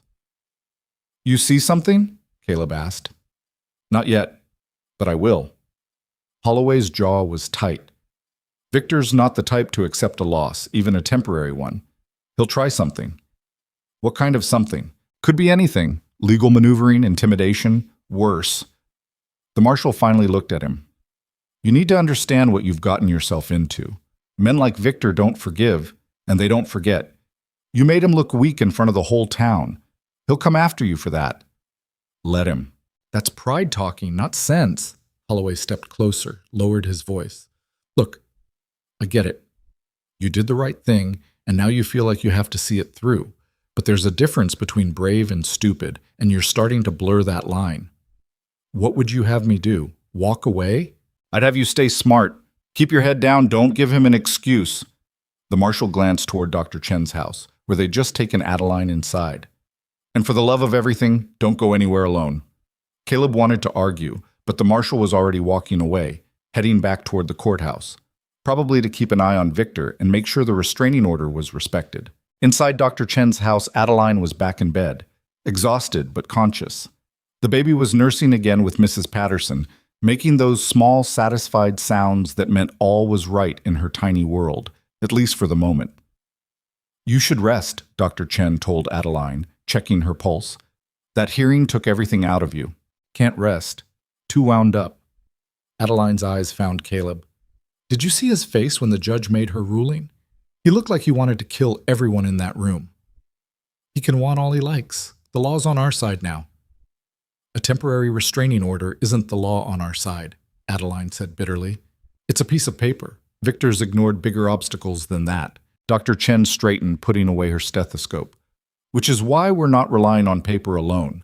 I've sent word to the Territorial Marshal's office. They're sending an investigator to look into Victor's business dealings, see if there's anything criminal we can use." "How long will that take?" "Weeks, maybe months." The doctor's expression was grim. "I won't lie to you, Adeline. We bought you time today, but it's borrowed time. Eventually this goes to a higher court, and when it does, Victor will have better lawyers, friendlier judges. We need to build an airtight case before then." "Or," Adeline said slowly, "I need to disappear." Everyone in the room turned to look at her. "You're in no condition to travel," Dr. Chen said firmly. "I will be. In a week, maybe 2. And when I am, I take my daughter and I go somewhere Victor can't find us. Change my name, start over." "That's not a life," Caleb said. "Always running, always looking over your shoulder." "It's better than the alternative." Adeline's voice was steady now, determined. "I've thought about this. Even if we win in court, even if by some miracle they convict Victor of something, he's got resources. He'll get out eventually, or he'll send someone after me. The only way I'm truly safe is if he can't find me." Mrs. Patterson spoke up from the corner, her voice gentle. "Child, running won't solve this. Men like Victor Hale, they don't give up. They hunt, and they always find what they're hunting for." "Then what do you suggest?" "I suggest," Mrs. Hadley said, appearing in the doorway with a pot of tea, "that we stop reacting and start planning. Victor's used to everyone being afraid of him. Time we turn that around." "How?" Caleb asked. The old housekeeper set down the tea tray with deliberate precision. "By making him more afraid of what we'll expose than he is angry about losing control. Victor's got secrets. Business dealings that wouldn't stand up to scrutiny. Partners who'd turn on him if they thought he was becoming a liability. We find those secrets. We threaten to air them, and suddenly he's got bigger problems than one escaped wife." "That's blackmail," Dr. Chen said. "That's survival."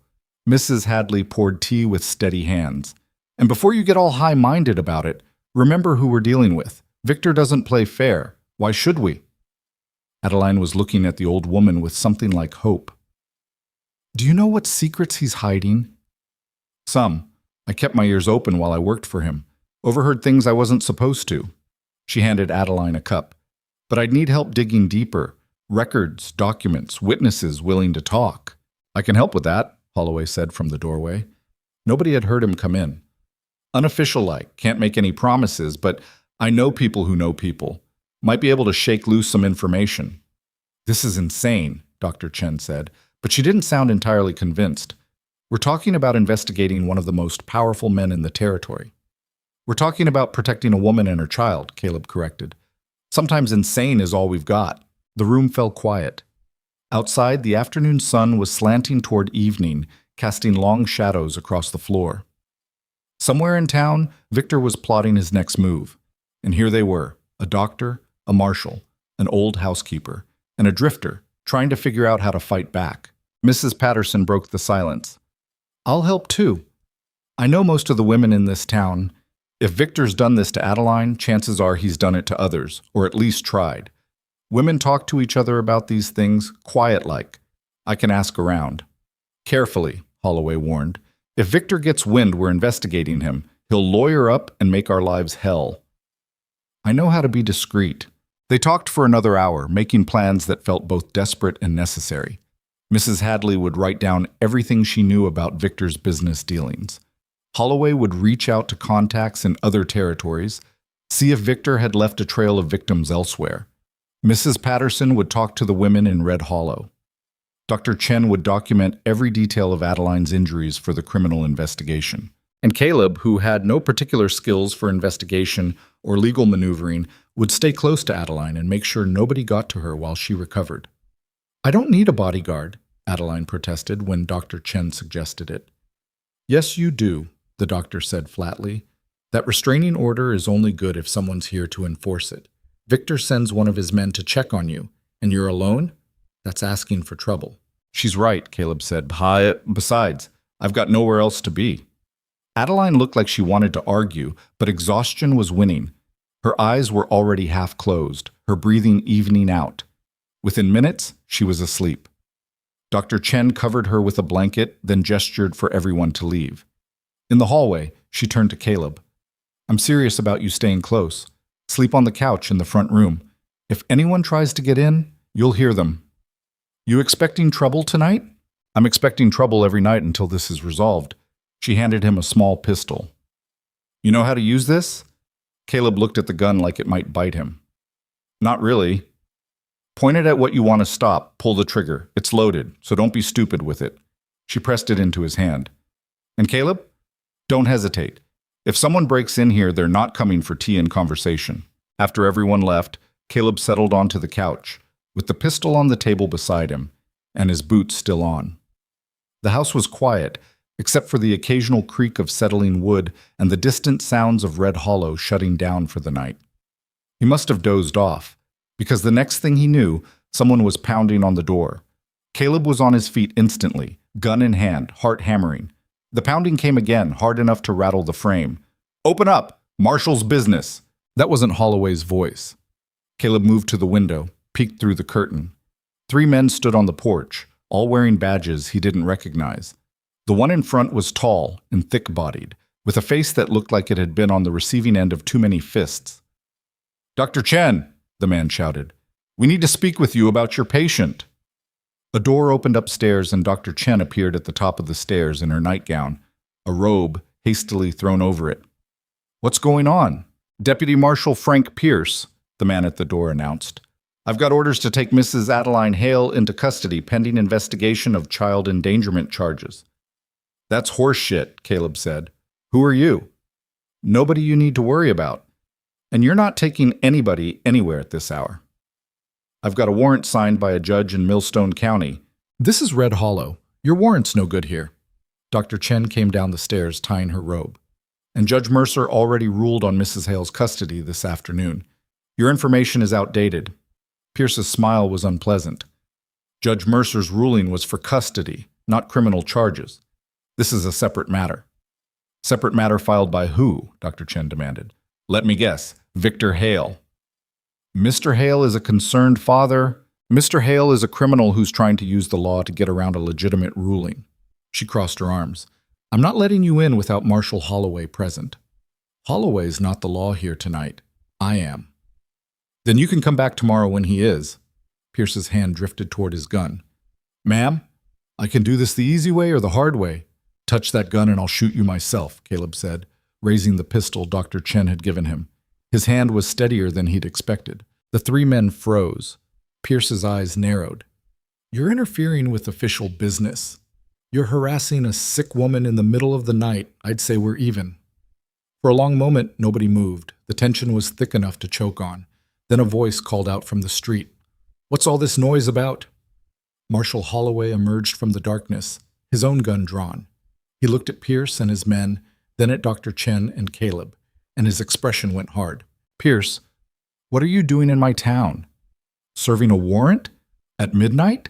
Without notifying the local marshal first?" Holloway came up the porch steps. "That's not procedure, and you know it.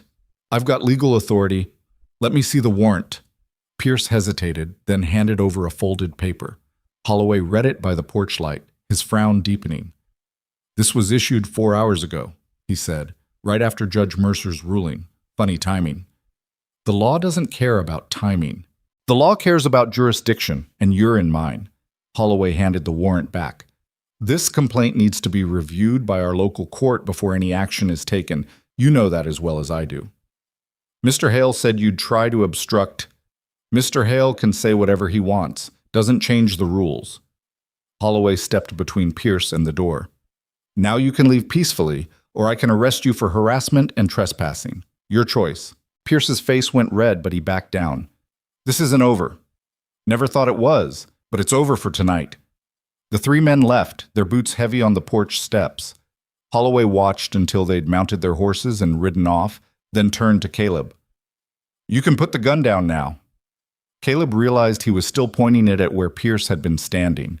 He lowered it, felt his hands start to shake now that the adrenaline was fading. That was close, Dr. Chen said quietly. Too close. Victor's moving faster than I expected. Holloway came inside, closed the door. He must have had that warrant ready to go before the hearing even started. Soon as he lost, he filed it. Can he do that? Just keep filing charges until something sticks? He can try, but each one has to be reviewed, and each one makes him look more desperate.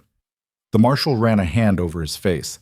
Problem is, desperate men do stupid things, and Victor's got enough money to do a lot of stupid things before anyone stops him. So what do? Caleb asked. We accelerate our timeline. Whatever dirt Mrs. Hadley knows about Victor, we need it now. And we need it solid enough that we can go to the territorial governor if we have to. Holloway looked at Dr. Chen. How long before Adeline can travel if absolutely necessary? She shouldn't travel for at least a week. But if she had to? Dr. Chen's jaw tightened.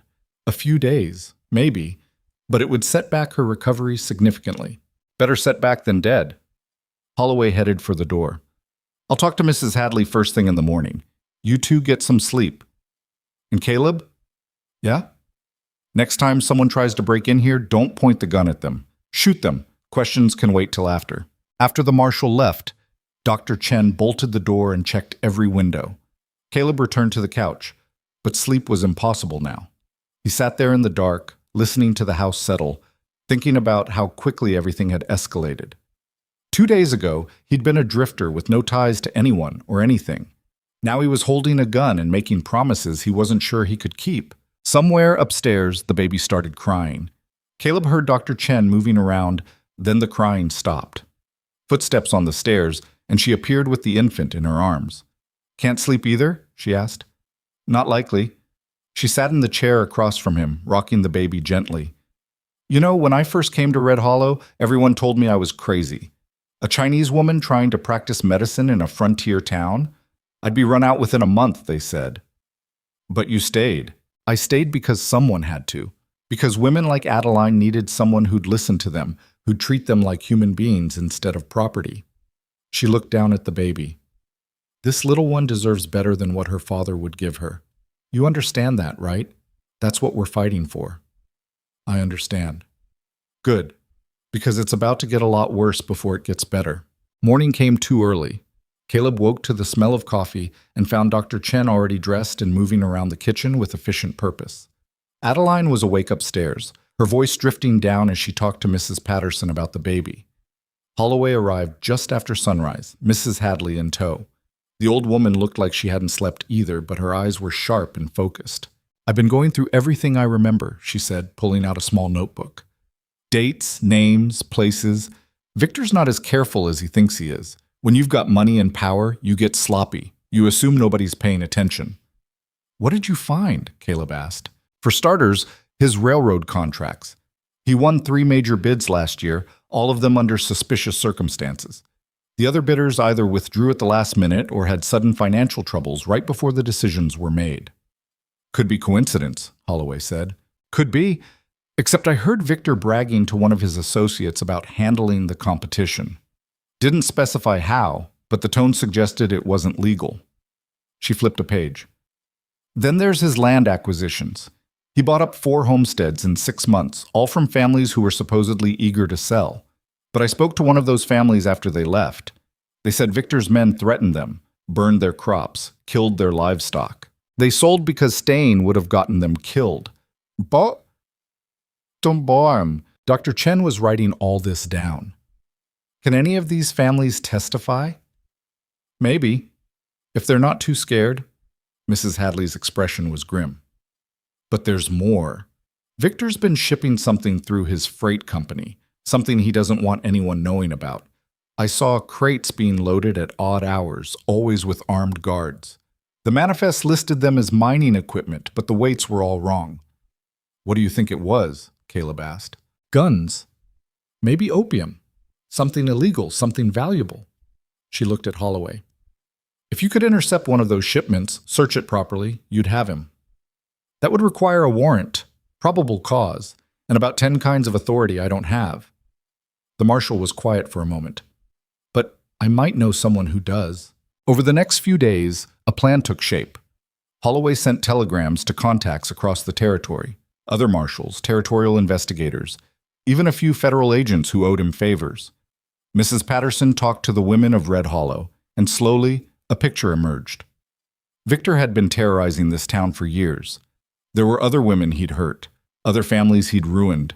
People had been too scared to speak up before, but now, with Adeline's case out in the open, some of them were willing to talk.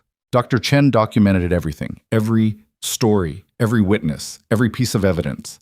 The folder that had started as medical reports grew into something much larger, a comprehensive case against Victor Hale. But Victor wasn't idle either. 3 days after the hearing, one of Mrs. Patterson's friends was found beaten in her home. She'd been one of the women willing to testify. The message was clear. Talk, and this happens to you. The next day, Mrs. Hadley's boarding room was ransacked. Nothing valuable was taken, but her notes were gone. He's trying to scare us into silence, Dr. Chen said at their emergency meeting that night. It's working on some people, Mrs. Patterson admitted. 3 women who are going to testify have changed their minds. Then we don't have time to build a case the slow way. Holloway looked at Mrs. Hadley. You said Victor's got a shipment coming through. When? Should be tomorrow night. Goes through the warehouse on the east side of town. And you're sure it's illegal? Sure enough to bet my life on it. Holloway stood, started pacing. If I can catch him with illegal goods, that's federal jurisdiction. Gets this out of local courts where he's got influence. But I'd need to catch him red-handed, and I'd need witnesses who can't be intimidated or bought off. I'll be your witness, Caleb said. Everyone turned to look at him. You're not a lawman, Holloway said. You've got no authority. I've got eyes and a brain. Point me at the warehouse, tell me what I'm looking for, and I'll get you evidence. That's not how this works. Nothing about this situation is how it's supposed to work, Caleb shot back. Victor's breaking every rule there is. Maybe it's time we bent a few ourselves. Dr. Chen spoke up. He's right. Playing by the rules hasn't gotten us anywhere. Victor certainly isn't. Holloway looked torn. Finally, he nodded.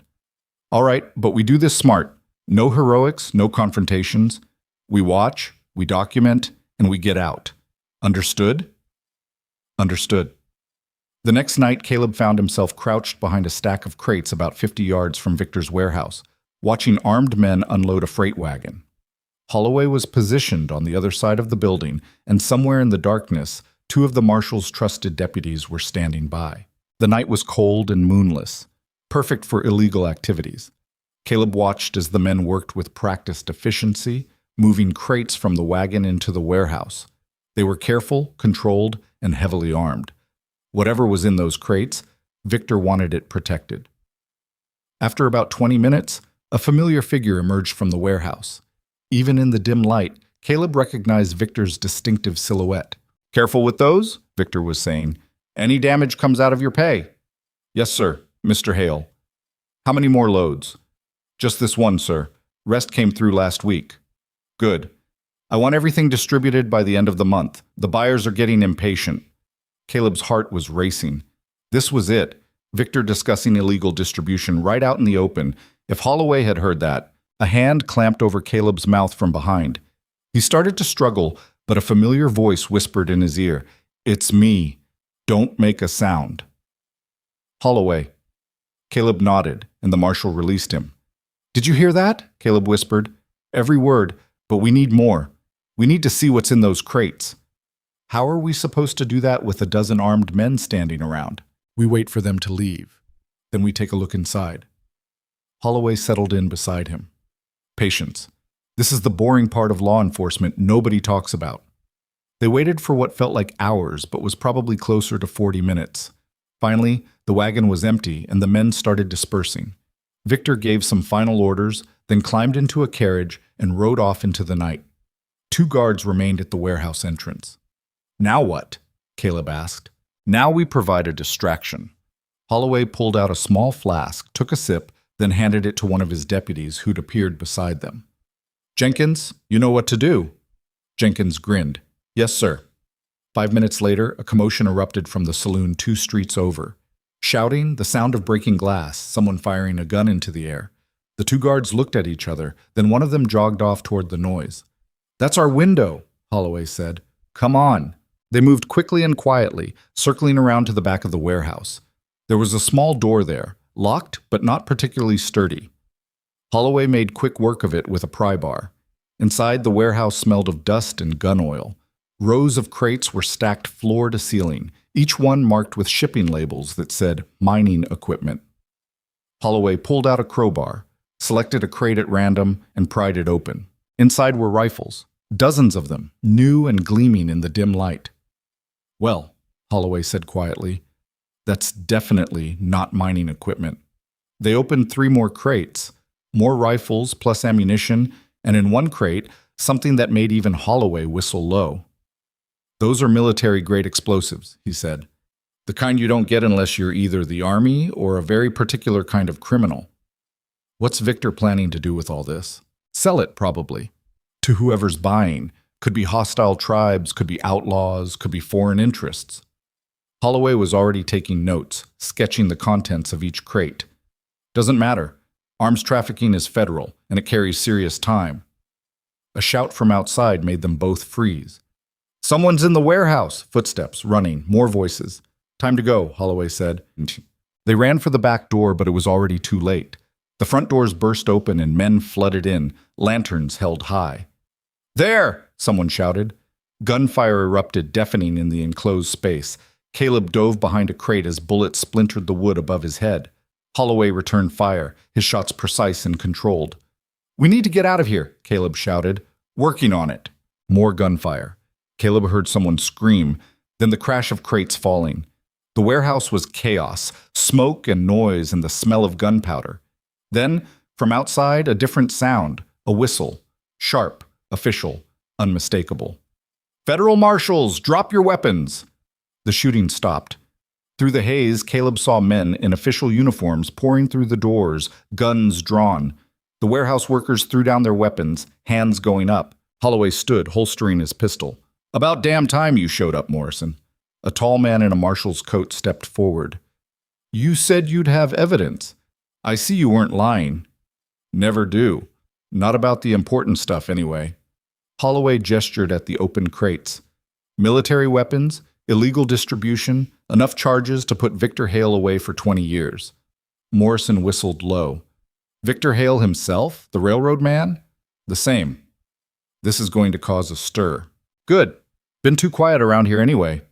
They were escorted out of the warehouse, Caleb's ears still ringing from the gunfire.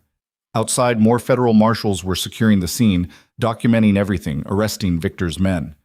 Where's Victor? Caleb asked. Already picked him up, Morrison said. Hit his house about 20 minutes ago. He's in custody, along with his lawyers. It was over.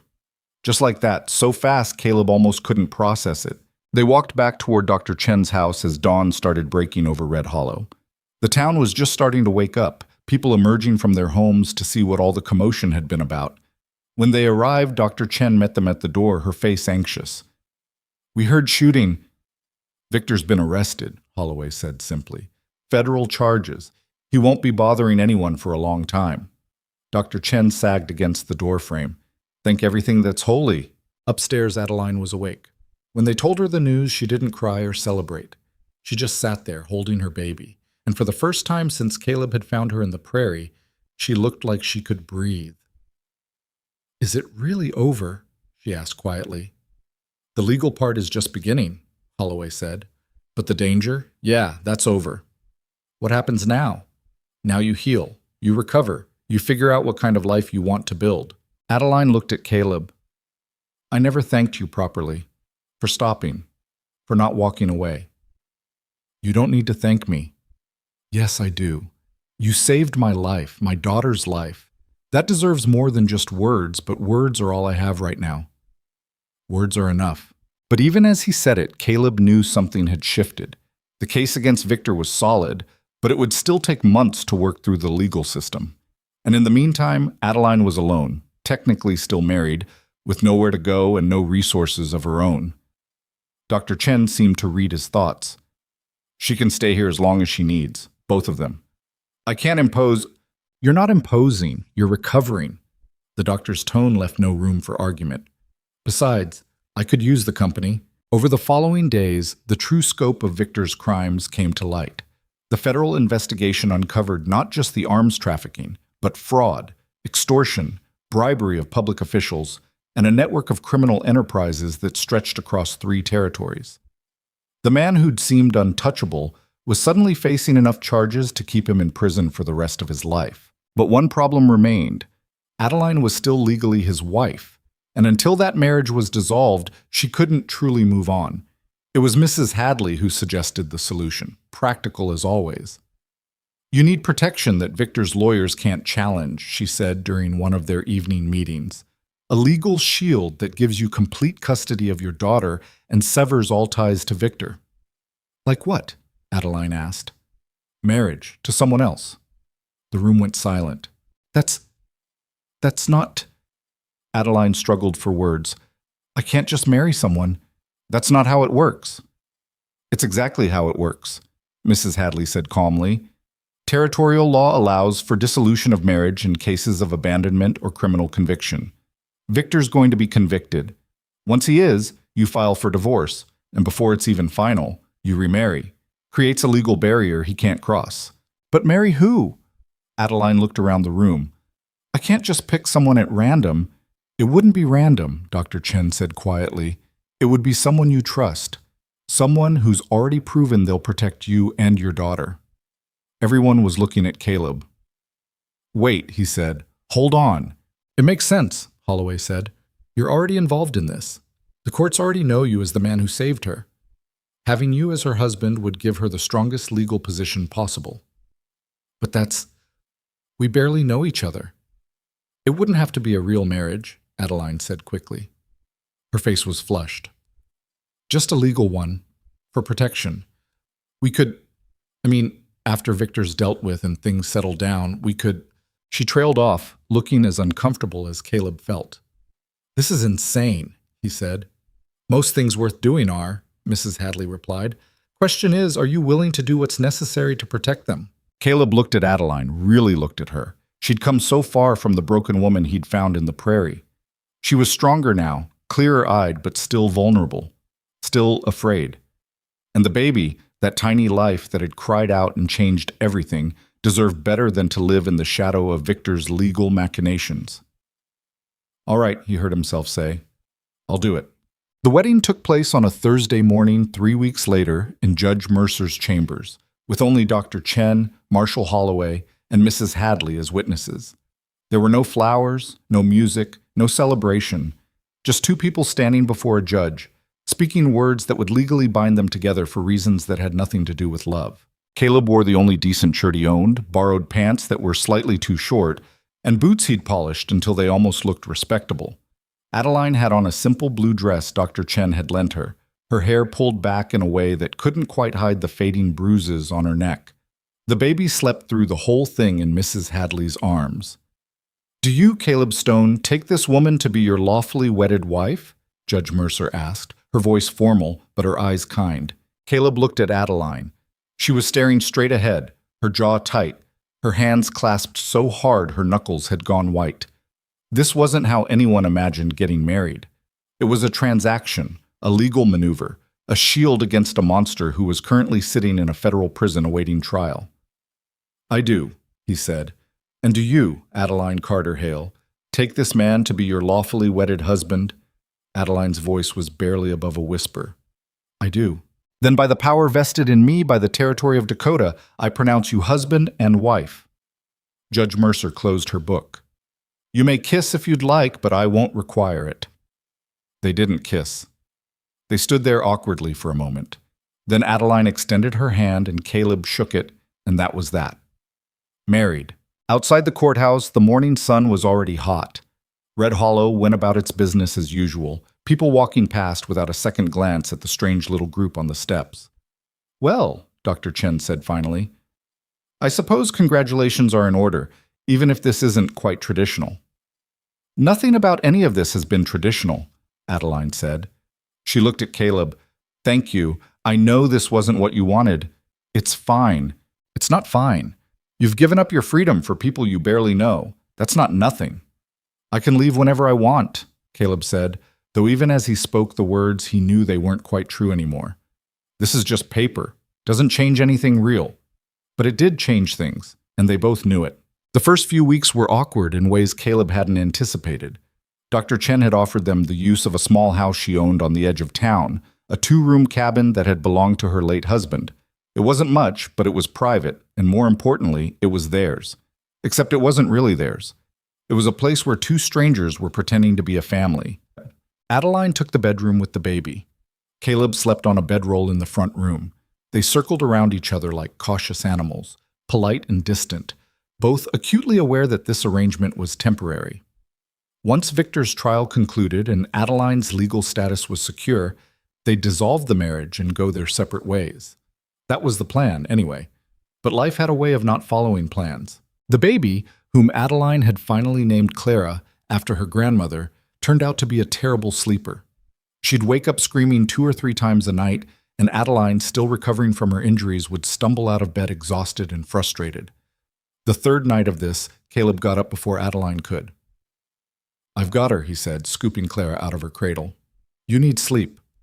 You need sleep too. I'm used to not sleeping. Comes with being a drifter. He bounced Clara awkwardly, the way he'd seen Mrs. Patterson do. Go back to bed. Adeline looked like she might argue, but exhaustion won. She collapsed back onto the bed and was asleep in seconds. Caleb walked the floor with Clara, who screamed directly into his ear for a solid 20 minutes before finally wearing herself out. When she settled, he stood there in the dark, this tiny warm weight against his chest, and felt something shift in his understanding of what he'd signed up for. This wasn't just legal protection. This was a life, a real messy, complicated life that needed things from him he wasn't sure he knew how to give. Morning came, and with it, a knock at the door. Marshall Holloway stood on the porch, looking grim. Victor's lawyers are making noise, he said without preamble, challenging the marriage, claiming it's fraudulent. Of course they are, Adeline said from behind Caleb. She'd appeared in the doorway, Clara on her hip. What do they want? They're demanding proof that the marriage is legitimate, that you and Caleb are actually living as husband and wife, not just playing house for legal purposes. How are we supposed to prove that? Caleb asked. That's the problem. They're asking for testimony from neighbors, evidence of cohabitation, proof of… Holloway looked uncomfortable. Marital relations. Adeline's face flushed red. That's invasive and inappropriate, and I agree. But Victor's lawyers are desperate. Their client's facing decades in prison, and if they can prove your marriage is a sham, they can challenge custody of Clara. Get the baby into Victor's family's hands. Use that as leverage. They're not getting my daughter, Adeline said, her voice like steel. Then you need to make this marriage look real. Act like a couple in public. Be seen together. Give people a reason to believe this is genuine. After Holloway left, Adeline sat at the kitchen table with her head in her hands. This is my fault, she said. I've dragged you into this mess, and now they're trying to tear apart your life. My life wasn't much before this, Caleb interrupted.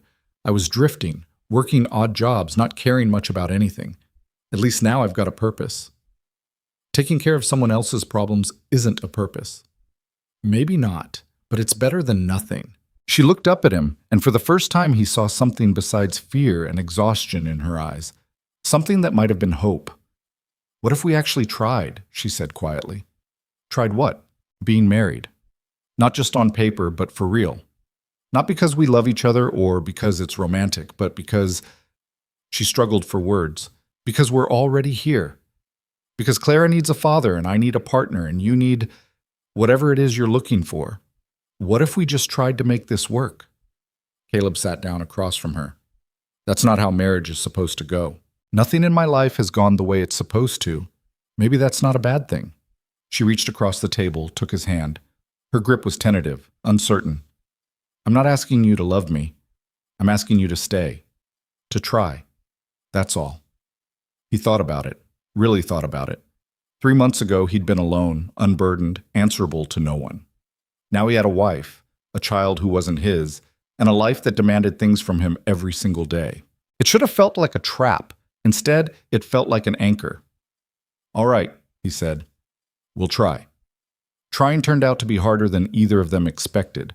They were two people who'd been broken by different kinds of pain, trying to build something functional out of the pieces they had left. Adeline had nightmares. She'd wake up screaming, fighting invisible attackers, and Caleb would have to talk her down, remind her where she was, that she was safe. Some nights she couldn't stop shaking. Other nights she just cried, quiet and desperate, mourning everything Victor had stolen from her. "I don't know if I'll ever be normal again," she told him one night after a particularly bad episode. "Normal's overrated," Caleb said, "and you're stronger than you think." "I don't feel strong. I feel broken." Broken things can still be useful. Sometimes they're stronger for having been broken. She looked at him in the darkness. "You believe that?" "I have to. Otherwise, what's the point of any of this?" They started going into town together, making a point of being seen, shopping for supplies, attending church services, walking Clara through the streets in the old pram Mrs. Patterson had donated. People watched them, whispered, speculated. Some were kind. Others were suspicious. But slowly, Red Hollow began to accept them as what they claimed to be, a married couple trying to build a life. Dr. Chen helped, spreading the word that Adeline was recovering well, that Caleb was proving to be a steady, reliable husband. Mrs. Hadley told everyone who'd listen about how devoted they were to Clara, how Caleb got up in the night to care for her, how Adeline had finally started smiling again. Whether it was true or not almost didn't matter. The story took on a life of its own. Victor's trial began in late autumn. It was held in the territorial capital, presided over by a federal judge who had no ties to Victor's network of influence. The evidence against him was overwhelming. The weapons trafficking alone would have been enough, but the prosecution also brought charges of extortion, fraud, assault, and a dozen other crimes. Adeline was required to testify. Caleb went with her, sat in the gallery while she took the stand and recounted in careful detail everything Victor had done to her. She didn't cry, didn't falter, just spoke the truth in a clear, steady voice that silenced the entire courtroom. Victor sat at the defense table, his face expressionless. But when Adeline described the night he'd broken her ribs, something flickered in his eyes. Not remorse. Recognition. Like he was remembering it and finding the memory satisfying. The jury deliberated for less than 3 hours. Guilty on all counts. Victor Hale was sentenced to 35 years in federal prison. With his age and health, it was effectively a life sentence. Outside the courthouse, Adeline stood on the steps and breathed in the cold autumn air like it was the first real breath she'd taken in years. "It's over," she said.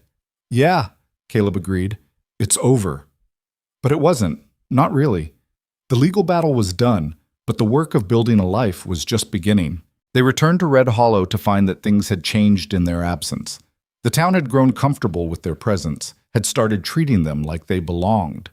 The shopkeeper saved the best cuts of meat for Adeline. The postmaster always had a kind word for Caleb. Children waved to Clara when they passed. It felt like home, which was strange for two people who'd spent most of their lives not belonging anywhere. Winter came hard that year. Snow piled up against the cabin walls, and the wind howled through the gaps in the boards. Caleb spent his days doing odd jobs around town, fixing roofs, hauling supplies, anything that paid. Adeline took in mending and sewing, her fingers quick and precise despite the old injuries. Money was tight, but they managed. More importantly, they learned to exist together without the constant awkwardness of those first weeks. One night in January, with Clara finally asleep and the fire crackling low, Adeline spoke from her chair across the room. "I've been thinking about the divorce." Caleb looked up from the harness he was mending. "What about it?" "We don't have to go through with it, if you don't want to." His hand stilled. "What are you saying?" "I'm saying this works. Us, this strange little family we've built. It's not what either of us planned, but it works." She set down her sewing. "Clara thinks you're her father. She reaches for you when she's scared, calls your name, well, her version of your name. And She paused. "I trust you." That's not something I thought I'd ever be able to say about a man again. Trust isn't the same as love. No, but it's a start, and maybe that's enough. She met his eyes. I'm not asking you to stay out of obligation. I'm asking because I want you to. Because when I think about the future, I see you in it. Is that crazy? Caleb thought about the question seriously. A year ago, the answer would have been yes. But now, sitting in this small cabin with this woman who'd survived hell and this baby who smiled every time she saw him, it didn't feel crazy at all. No, he said, it's not crazy. So you'll stay? I'll stay. Spring came eventually, the way it always did in the Dakota Territory, sudden and overwhelming, turning the frozen prairie into a sea of green almost overnight. Caleb took work at a ranch outside town, steady pay with the promise of permanent employment if he proved himself. Adeline started a small business doing alterations and dressmaking, working out of their cabin, and found she had a real talent for it. Clara grew, started crawling, then pulling herself up on furniture, then taking those first wobbly steps that made Adeline cry with joy and terror in equal measure. They weren't rich, weren't even particularly comfortable most days, but they were building something real out of the wreckage of their separate pasts. One evening in late spring, after Clara had been put to bed, Adeline found Caleb sitting on the porch, watching the sunset. Can I join you? She asked. It's your porch, too. She sat beside him, close but not touching. They'd gotten better at proximity over the months, but there was still a careful distance between them, a respect for boundaries that had been violated too many times in Adeline's past. Do you ever regret it? She asked, stopping that day in the prairie. Every day, Caleb said, then smiled at her expression. I'm joking. No, I don't regret it. Your life would be simpler if you'd kept walking. Simpler, but emptier. He looked at her. I spent 3 years drifting because I didn't want to be tied to anything. Thought freedom meant not caring. Turns out I was wrong. What changed? I heard a baby crying and couldn't walk away. Then I met a woman who'd fought like hell to save her child, and I couldn't walk away from that either. And now, he gestured at the cabin, the life they'd built. Now I'm tied to all of this, and it doesn't feel like a burden. It feels like the first thing I've ever done that actually mattered. Adeline was quiet for a long moment. Then slowly she reached over and took his hand. Not tentatively, like that first time across the kitchen table. Firmly, with intention. Thank you, she said, for stopping, for staying, for all of it. You don't have to keep thanking me. I know, but I want to. They sat there as the sun sank below the horizon, painting the sky in shades of orange and purple, their hands linked in the gathering darkness.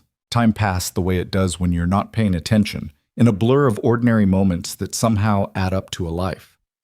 Clara's first birthday came and went, then her second. She started talking in full sentences, running instead of walking, asking endless questions about everything she saw. Caleb taught her to recognize animal tracks in the dirt, to whistle through her fingers, to skip stones across the creek. Adeline taught her letters and numbers, how to thread a needle, how to be gentle with small things. They became, in all the ways that mattered, a real family. The subject of the marriage, whether it was genuine or just legal convenience, stopped coming up. It simply was. They were married, they lived together, they raised Clara together. Whether love was part of that equation seemed less important than the simple fact of their partnership. But something was shifting, slow and subtle as the seasons. Caleb found himself noticing things. The way Adeline's face lit up when she laughed, which she did more often now. The strength in her hands as she worked, the careful way she braided Clara's hair every morning, the sound of her voice singing old songs while she cooked. And Adeline found herself watching Caleb when he didn't know she was looking. The way he was endlessly patient with Clara, never raising his voice even when she was being difficult. The quiet competence with which he fixed things, built things, made their small cabin more comfortable bit by bit. The way he'd started calling it home without seeming to realize he was doing it. One night in their 3rd year together, Caleb came home late from the ranch to find Adeline sitting at the table, crying. What's wrong? He was at her side immediately. Is Clara okay? Clara's fine, she's asleep. Adeline wiped her eyes. I'm sorry, it's stupid. What is? I got a letter today from the territorial court. The final paperwork came through. My divorce from Victor is official now. I'm legally free. That's good news, isn't it? It is. It's just. She looked at him, tears still streaming down her face. I spent so many years being Victor's prisoner. Then I spent these years being legally protected by a marriage I thought was temporary. And now I'm finally free, actually free, and I realize something. What? I don't want to be free of you. The words came out in a rush. I want this, us. Not because I need protection or because it's convenient, but because somewhere along the way I fell in love with you and I didn't even notice it happening. Caleb stood there stunned. In all the scenarios he'd imagined over the years, this one had never seriously made the list. Adeline, je m'y passe Céline. You don't have to say anything, she said quickly. I know this wasn't part of the plan. I know you agreed to this as a favor and you've been incredible, and I have no right to expect more than you've already given. He kissed her. It was awkward and unpracticed because neither of them had done this in years, and they'd certainly never done it with each other. But it was real, more real than anything Caleb had felt in a long time. When they pulled apart, Adeline was staring at him with wide eyes. I'm not good at words, Caleb said. Never have been. But I know that when I think about tomorrow, I see you there. And the day after that. And every day after that for as long as I've got. He cupped her face in his hands. I don't know if that's love, but it's as close as I've ever gotten. It's close enough, Adeline whispered. They stood there in the kitchen of their small cabin, holding each other while the lamp burned low, and Clara slept peacefully in the next room. And for the first time in either of their lives, the future didn't feel like something to survive. It felt like something to look forward to. Years later, when people asked how they met, Caleb and Adeline would tell a simpler version of the story. They'd leave out some of the darker parts, the violence and the fear, the nights when survival seemed impossible. They'd focus instead on the moment of choice, when Caleb heard a baby crying and decided to stop instead of walking on. Best decision I ever made, he'd say. And Adeline would add, second best. The best was deciding to stay. Clara grew up knowing she'd been born into chaos but raised in love. She knew her biological father was a criminal serving time in federal prison, but she also knew the man she called Papa was the one who'd carried her mother through the wilderness, who'd rocked her to sleep as an infant, who'd taught her everything that mattered about being a decent human being. When she was older, she asked about it once. Why did you stop that day? When you found us in the prairie? Caleb thought about it. Because your mama cried out, and I couldn't pretend I didn't hear it. Sometimes that's all it takes, just not being willing to look away when someone needs help. Is that what makes someone good? Not looking away? I think it's part of it. The other part is what you do after you stop. Whether you're willing to follow through even when it gets hard. And it got hard? Every single day, Adeline interjected, smiling. Still does sometimes, but we follow through anyway. Red Hollow grew over the years. The railroad came through, bringing new people and new opportunities. The town that had been little more than a dusty stop in the middle of nowhere became something more substantial. Caleb eventually bought the ranch where he worked, turned it into something profitable. Adeline's sewing business expanded into a proper shop on Main Street. They never got rich, never achieved anything the world would call remarkable. But they built a life that was theirs, earned through choices made on hard days, through showing up when it would have been easier to quit, through the slow accumulation of ordinary moments that somehow added up to extraordinary. On their 10th wedding anniversary, Caleb woke to find Adeline already up, sitting in the same chair where she'd told him she loved him years before. She was holding something, a small leather journal he'd never seen before. What's that? He asked. I've been writing down our story, she said, for Clara. So she'll know where she came from, how we became a family. I wanted to make sure I got the details right while I still remembered them. What details? All of them. The good parts and the hard parts, the choices we made, the people who helped us. She looked up at him. Especially the part about you stopping, about how you could have kept walking, but you didn't. That's the easiest part of the story. No, it's the most important part, because everything else came from that one choice. She closed the journal. The world tells us to mind our own business, to not get involved, to protect ourselves first. But you didn't do that. You stopped. You got involved. You chose compassion over convenience, and it saved us. Caleb sat down beside her. You saved yourself. You're the one who had the courage to run in the first place. Maybe. But I wouldn't have made it without you. Neither of us would be here without the other. She took his hand. I think that's what family really is. Not blood, not obligation, just people who choose each other every day, even when it's hard. Especially when it's hard. Outside, the Dakota morning was breaking over the prairie they'd both crossed in different ways, at different times, both searching for something they couldn't quite name. Freedom, maybe. Safety. A chance to be something other than what trauma had made them. They'd found it. Not in the finding, but in the building. In the choice to stop running and start constructing something real from the broken pieces they'd both carried. Clara came bursting through the door, 11 years old now and full of questions about everything. Papa, can we go riding today? You promised we could check the fence line. After breakfast, Caleb said. And your mama needs help with the shop this afternoon. I know. Clara flopped into a chair with the dramatic exhaustion only a child can muster.